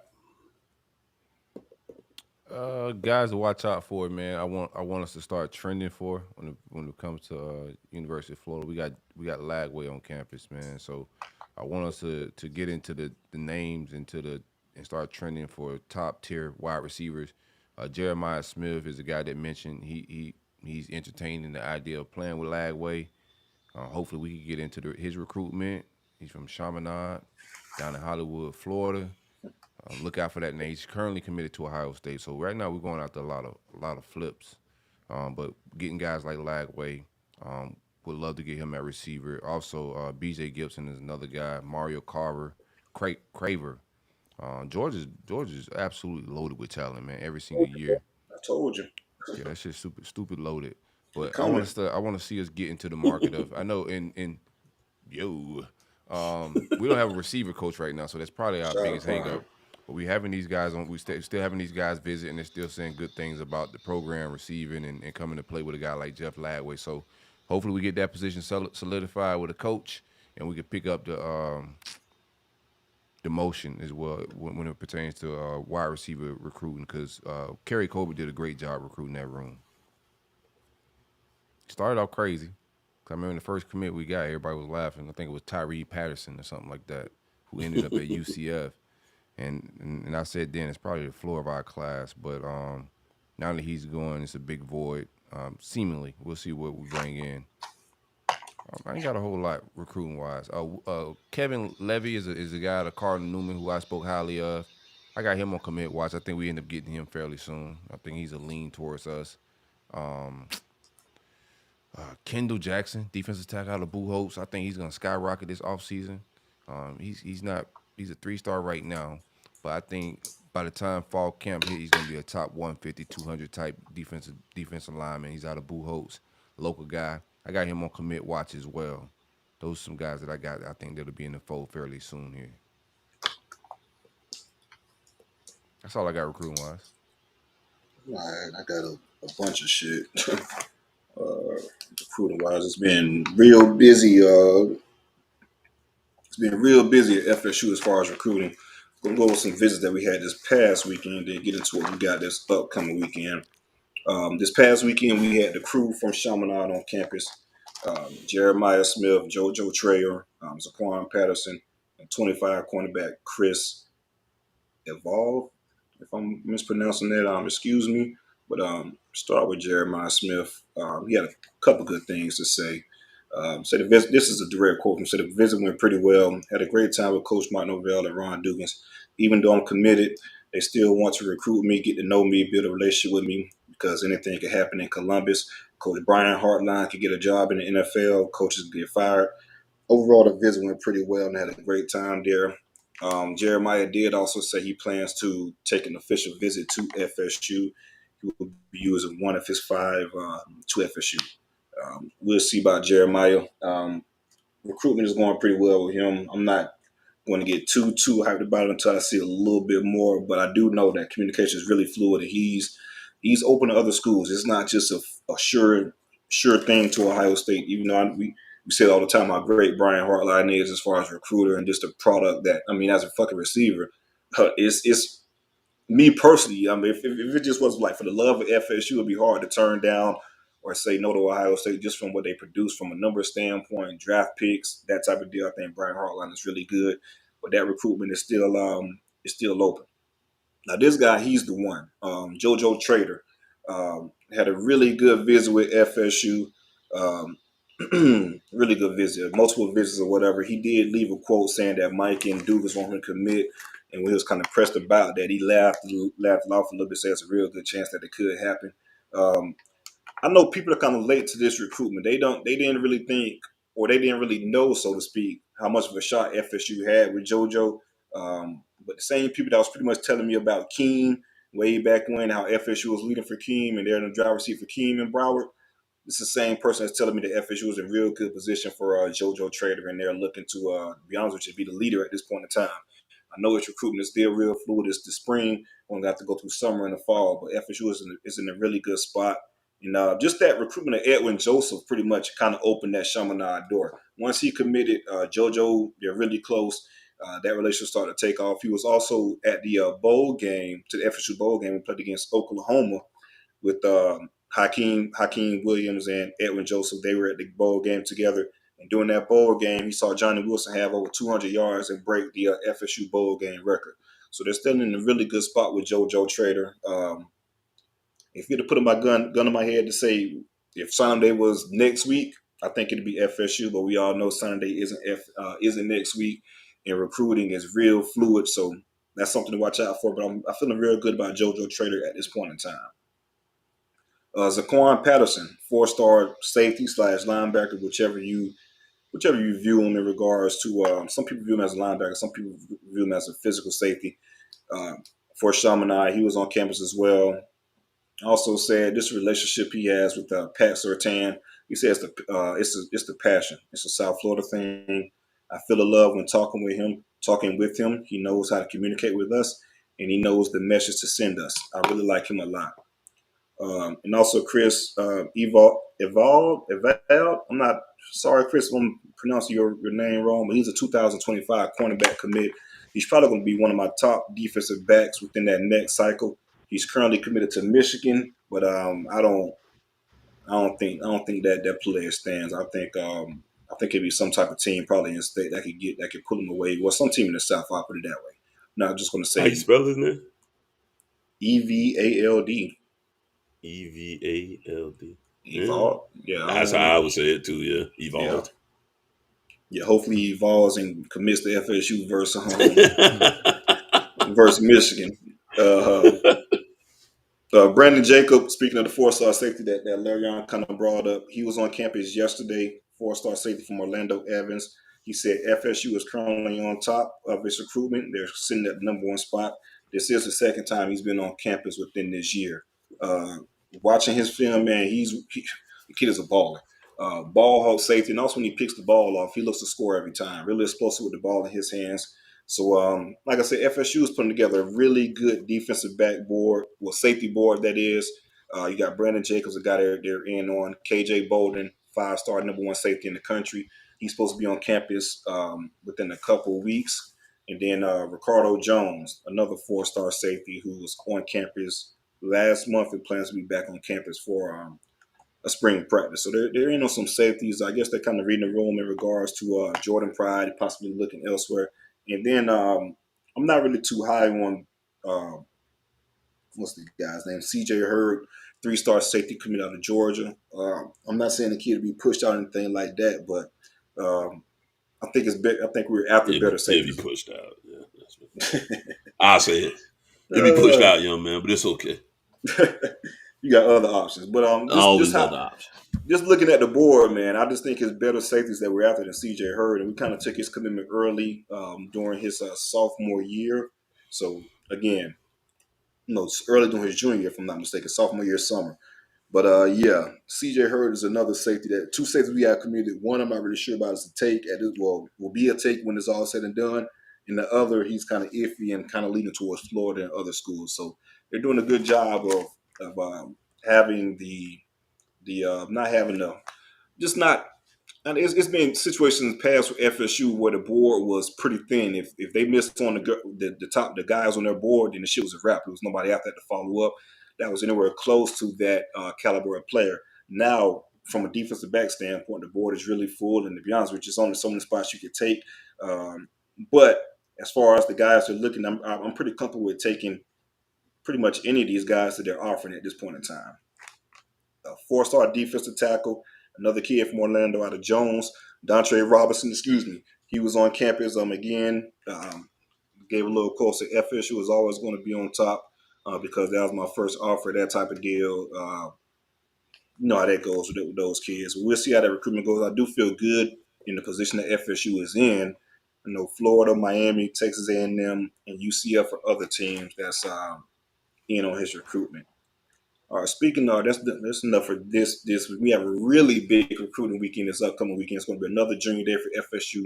Things like the 3rd or 4th junior day they had so far during this 2023 year. But this one is a little bit more special because there's going to be a lot of former Knowles and a lot of former legends on campus. Like I said in the previous show, we're going to have like 93, 99, and 2013. It's going to be a lot of key players from all 3 of those championship teams, along with other guys that made big impacts at FSU. Just a couple names to talk about. Jameis Winston, he's going to be on campus. He's also throwing an opening pitch at Friday's baseball game. So it's going to be pretty much a full weekend event with Jameis Winston and those guys. Jalen Ramsey, he's going to be in town. Derwin James, Cam Akers, Jermaine Johnson. Jermaine was actually he was out at practice on Monday as well when I was out there. But he's supposed to be on campus again this weekend. And Kiera Thomas, just to name a few. There's going to be some more former players that gets announced pretty soon. But to have, Jameis, especially Jalen and Derwin, those type of guys on campus, Cam Akers, Jermaine Johnson, is pretty big for recruiting the new crop of Knowles that'll be on campus. And as far as the kids that's supposed to be the visit weekend for this week, for the visit list, for this weekend is fucking nuts, man. So start off, man, 5-star cornerback Charles Lester, he's going to be on campus. I said on the last pod that I wouldn't be surprised if he commit. I wouldn't be surprised if he doesn't. Also, I think he wants to look at Alabama and Georgia as well. But just how his recruitment has been going and stuff he's been saying, have Jalen on campus, Derwin on campus. I wouldn't be surprised if he feel the vibes and just go ahead and pop right then and there. 2025 safety quarterback. 2025 5-star quarterback Michael Tollefson. We're going to go with that. He's going to be on campus. 4-star defensive end, Javante Waller. 4-star offensive tackle, Fletcher Westfall. Cam Davis, the 5-star running back commit. James Madison, 4-star receiver out of St. Thomas Aquinas. He's going to be on campus. BJ Gibson, 4-star receiver out of Georgia. He's going to be on campus. He was recently committed to Tennessee as a baseball commit. I think Florida and Miami are other teams that's involved his recruitment as well. Landon Thompson, this is a big one. 5-star UGA tight end commit, Landon Thompson, former FSU commit. He was on campus in February. So this is his second time being on campus within the spring cycle. So to have the big 5-star tight end back on campus again is a huge momentum shift for FSU. We'll see how the visit goes. But I do think FSU is a real player for Landon Thompson in regards to his commitment to Georgia. So that'd be something to watch out for as well. Cameron Coleman, 4-star receiver. Another 5-star tight end. This is within the 2025 class. Elias Williams, he's going to be on campus. Jonathan Daniels, an offensive tackle we just spoke about. He's going to be on campus as well from Pensacola Pine Forest. Jason Zemelda. Jason Zemelda. I wouldn't be surprised if Jonathan or Jason commits. Jason is a teammate. He's from Clearwater Academy. He was Lucas Simmons' teammate last year. And, Lucas Simmons is the 4-star offensive tackle that's currently on FSU campus now. Mason Short, 5-star 2025 offensive tackle. He'll be on campus. LJ McCray from Daytona Beach, Maryland. My guy LJ, man, knew him since a kid. He's going to be on campus. Peyton Pierce, 4-star 2025 cornerback. Jordan Pride, like I said, the safety from Bluntstown. He's going to be on campus. Quay Burson, 4-star linebacker. What about the recruit for us, man? Nah, he ain't recruiting for y'all. But he definitely probably going to Florida, man. I ain't going to cap. I think Florida's in the driver's seat of that recruitment, even though he's committed. We'll see if Surtain can get a relationship going with him, but at this point in time, I'm not really going to hold my breath on it. DJ Pickett, 5-star safety out of the Tampa, Florida area, 2025 class. He's going to be a top 10 overall player once his time comes. Big-time player. Travaris Banks, 4-star safety. Him too. Yeah, Banks is a player. I'm telling you, they have some decent safeties. So I think they're kind of reading the room with guys possibly moving on. Jalua Solomon, 4-star defensive back. I really like this kid. He's a baller from Georgia. I'm not going to get too deep in. There's a couple more names I'm going to get off. Xavier Mincy, another 4-star safety thereafter. And this is the last one. Zayden Walker. He is the number 1 linebacker in the 2025 class. So it's going to be a big-time recruiting weekend for FSU. We'll see if they can capitalize on some momentum with former players in town, spring practice, that type of deal, baseball game. It's going to be a pretty eventful week. That's pretty much all I got from the recruiting front. We'll see how this weekend pans out on the next show. Already. I'm about to fill y'all in with all the visits and stuff. I ain't got it. I ain't got the list loaded like that of all the visits. I don't really care if they visit. I like the interest level. You know what I'm saying? Yeah. Well, that's why I like to wait after they visit. No, the guys, I feel that. But the reason I highlight these guys, ain't no wrong way to do just to deliver your. Oh content no! I'm just saying. You know what I'm saying? Ain't no wrong way. I'm just saying. Yeah, I don't want to get too long with only guys of note. Put it that way, guys that you want to follow around. Right. I ain't following no guys around, but I know what you're saying. That's important. I hope not. Or girls. I don't know, man. I might follow a little bit now. No, you catch a case. Right, yeah, that's what I'm saying. A little bit. I'm gonna read the room, but you go get some pressure a little bit. Off topic, 2 seconds. I gotta ask y'all this because I was having this conversation with my coworkers. Have y'all ever, like, I know y'all married now, y'all ever walked up and talked to a woman, like, at a gas station? Yeah, for sure. Gas station? Like, pumping gas, yeah. Like, pumping gas? Oh, absolutely. I'll be scared I'm going to get mazed, though. I ain't never done that shit in my life. I ain't never walked up on a woman. Right, especially like club let-out days and stuff, man. Listen, bro.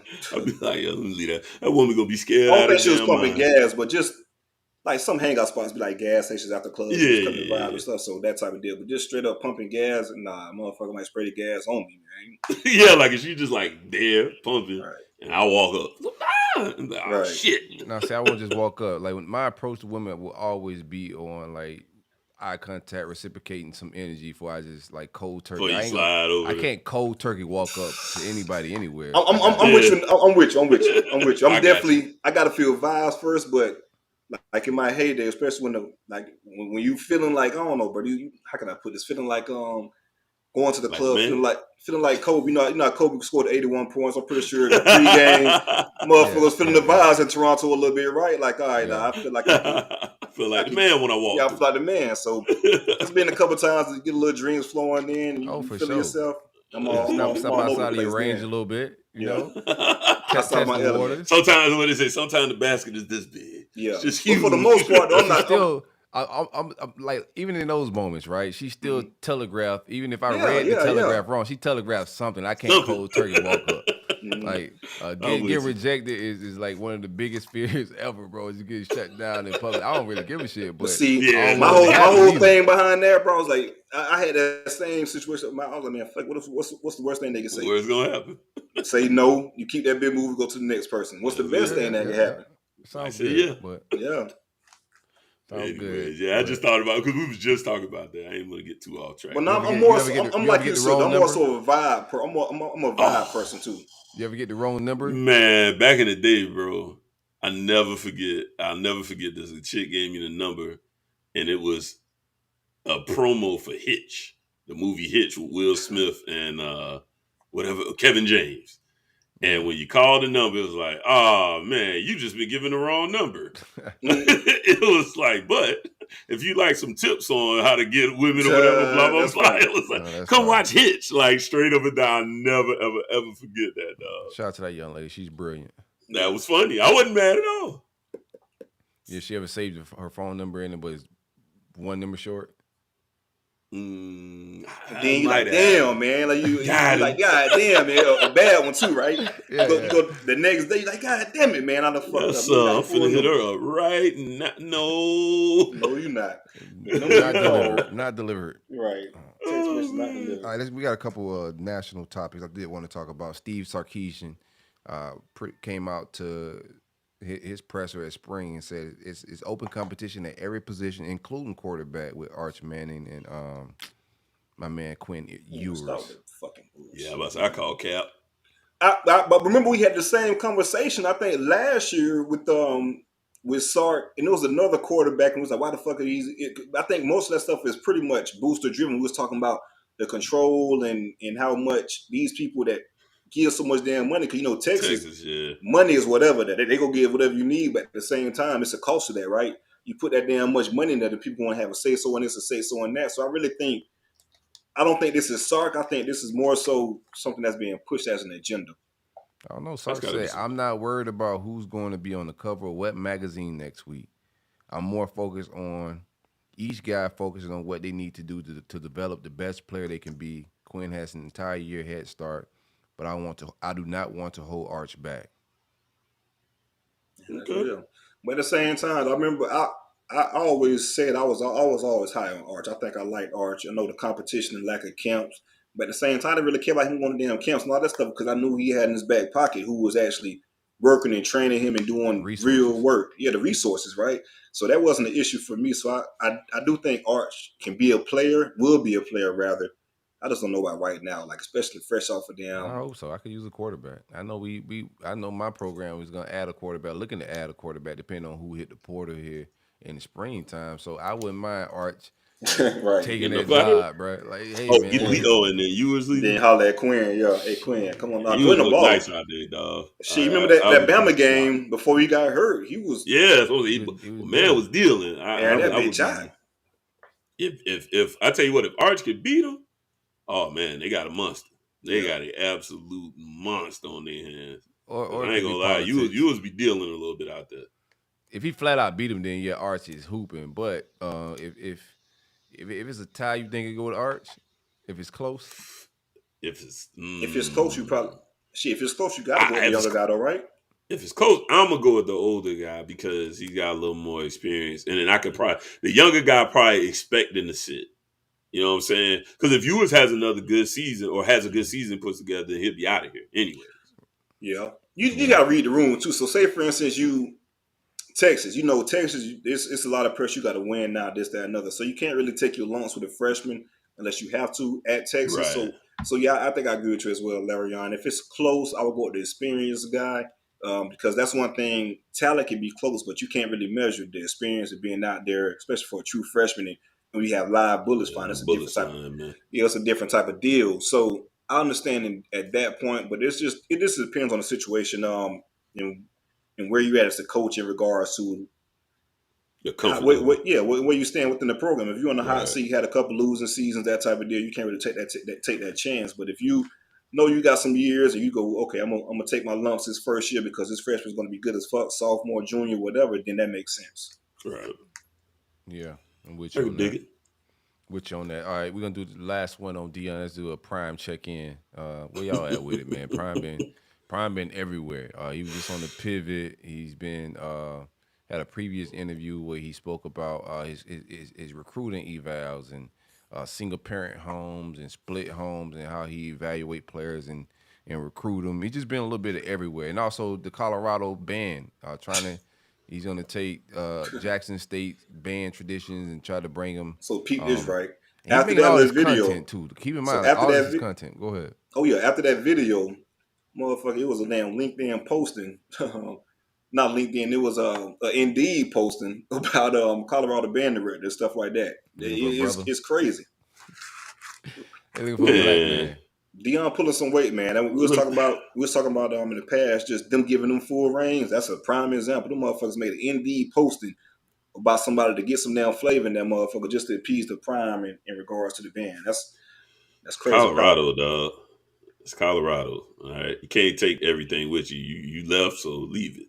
Right, leave it, bro. It's not gonna work. It's just weird to me in general, but like you trying to take something that's like me as an HBCU guy, right? You're trying to pretty much take something that's near and dear and a staple within the HBCU community. You're trying to sprinkle into someone else. Like, nah, that ain't. I don't really too much like that. That's y'all sauce. You know what I mean? That's kind of y'all bread and butter there. Correct. No, Prime turned into a white man. He appropriate. Yeah, bro. I don't like and I'll say it about bro. You taking some HBCU. That is some culture vulture shit. Like, come on, bro. Like, if anybody else think Bobby Bowden was to try some shit like that, be like, yo, what the hell? Let's go to FAMU and get that band director from FAMU. Yeah, bring that shit over here. Right. Yeah, but no, in regards to them takes of the recruiting shit, he was way out of pocket for that. Way out of pocket. Out of pocket. And then I think Bud Elliott, shot to Bud, he put a video out in regards to all the fucking quarterbacks he would have missed if he'd have went through that criteria, including his fucking son. You got Vince Young, it was like Warren Moon, it was just a bunch of like dudes, right? And Deshaun Watson. So for him to say that, junk, it's. And I think, Silk, you said it in our chats too, man. You got to understand, you're a celebrity Dion. You're a celebrity, but at this point in time, you're a coach. You gotta carry yourself as a coach. It's different, man. Especially at a P5 coach. So HBCUs, you can get away with some stuff and have some jokiness there. But on this level, this shit is strictly business, bro. It's all business. Yeah, especially the type of because of at the HBCU, you're in the majority, right? This portion, you're in a minority, and we're rooting for you to take the next step and be, something that a lot of black coaches haven't been on that level. So you can't bullshit along the way when it comes to stuff like that, man. That shit. And then now on the flip end of that, he's putting his fucking assistant coaches behind the eight ball because they're the ones who got to answer for this shit. They're the ones who's on the road having these conversations with these families, these parents. They're the ones who got to answer for the head coach's words. So it's just bad business. And then you got to look at the people who was in that room with him when he was talking. Look at the people who was laughing in that room with him when he was talking about that. Just go back and look at that video, and that's all I'm gonna say. Yeah, I think it's absolutely nasty work. But get your take off, Larry. Huh? No, I was gonna say, joke or serious, it was just inexcusable to me.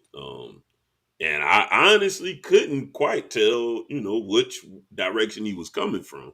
But like C said, you look in the room, man, and what are you saying? And I feel like, I'll say it. I think there's ironically racial undertones to a lot of that stuff, which is super ironic coming from a black man. But And especially since we have stats to prove that the black home is staying together more now than it has in previous generations.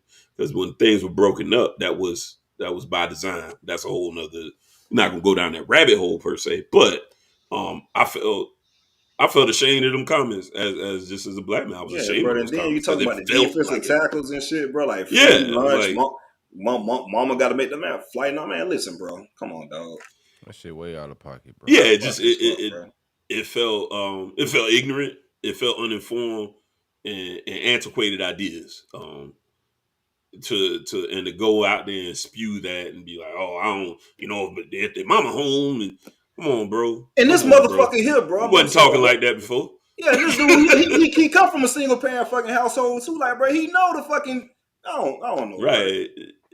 You can cut. It's just I don't know how you could like anywhere in the eval process. That's just really not.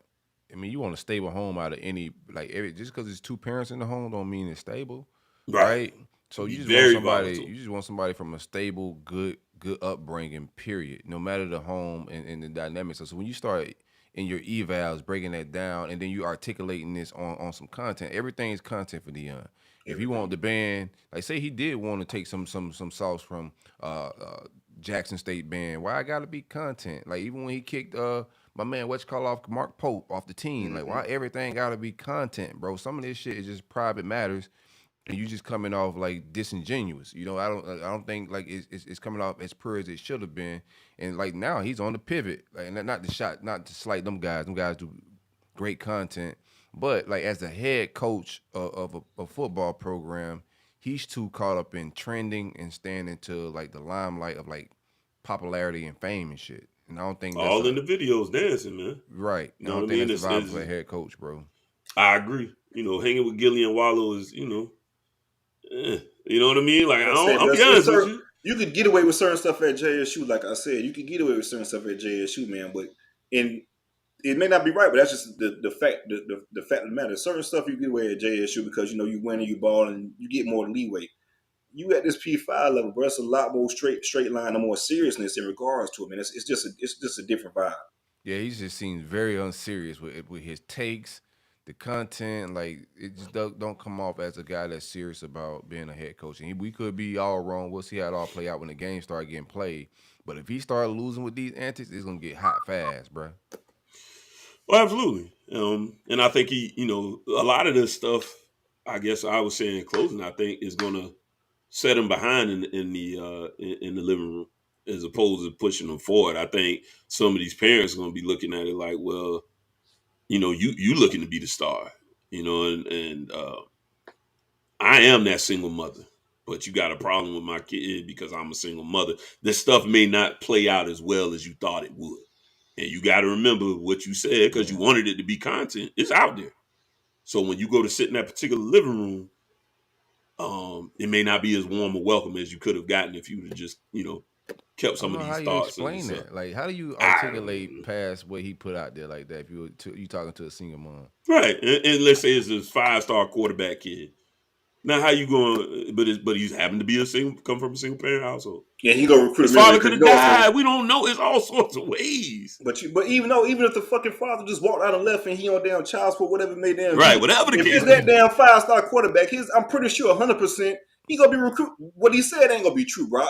Yeah, he's just talking shit. Just talking. You recruiting this kid, I know it'll happen. And then you looking crazy because your words is out there. Like you say, it's public knowledge. Yeah, but see, your reception now, that's the difference. Yeah. Because people feel the way when you say stuff. Trust me. We all as humans done said stuff that may have stung even way worse than we ever intended it to. People remember, bro.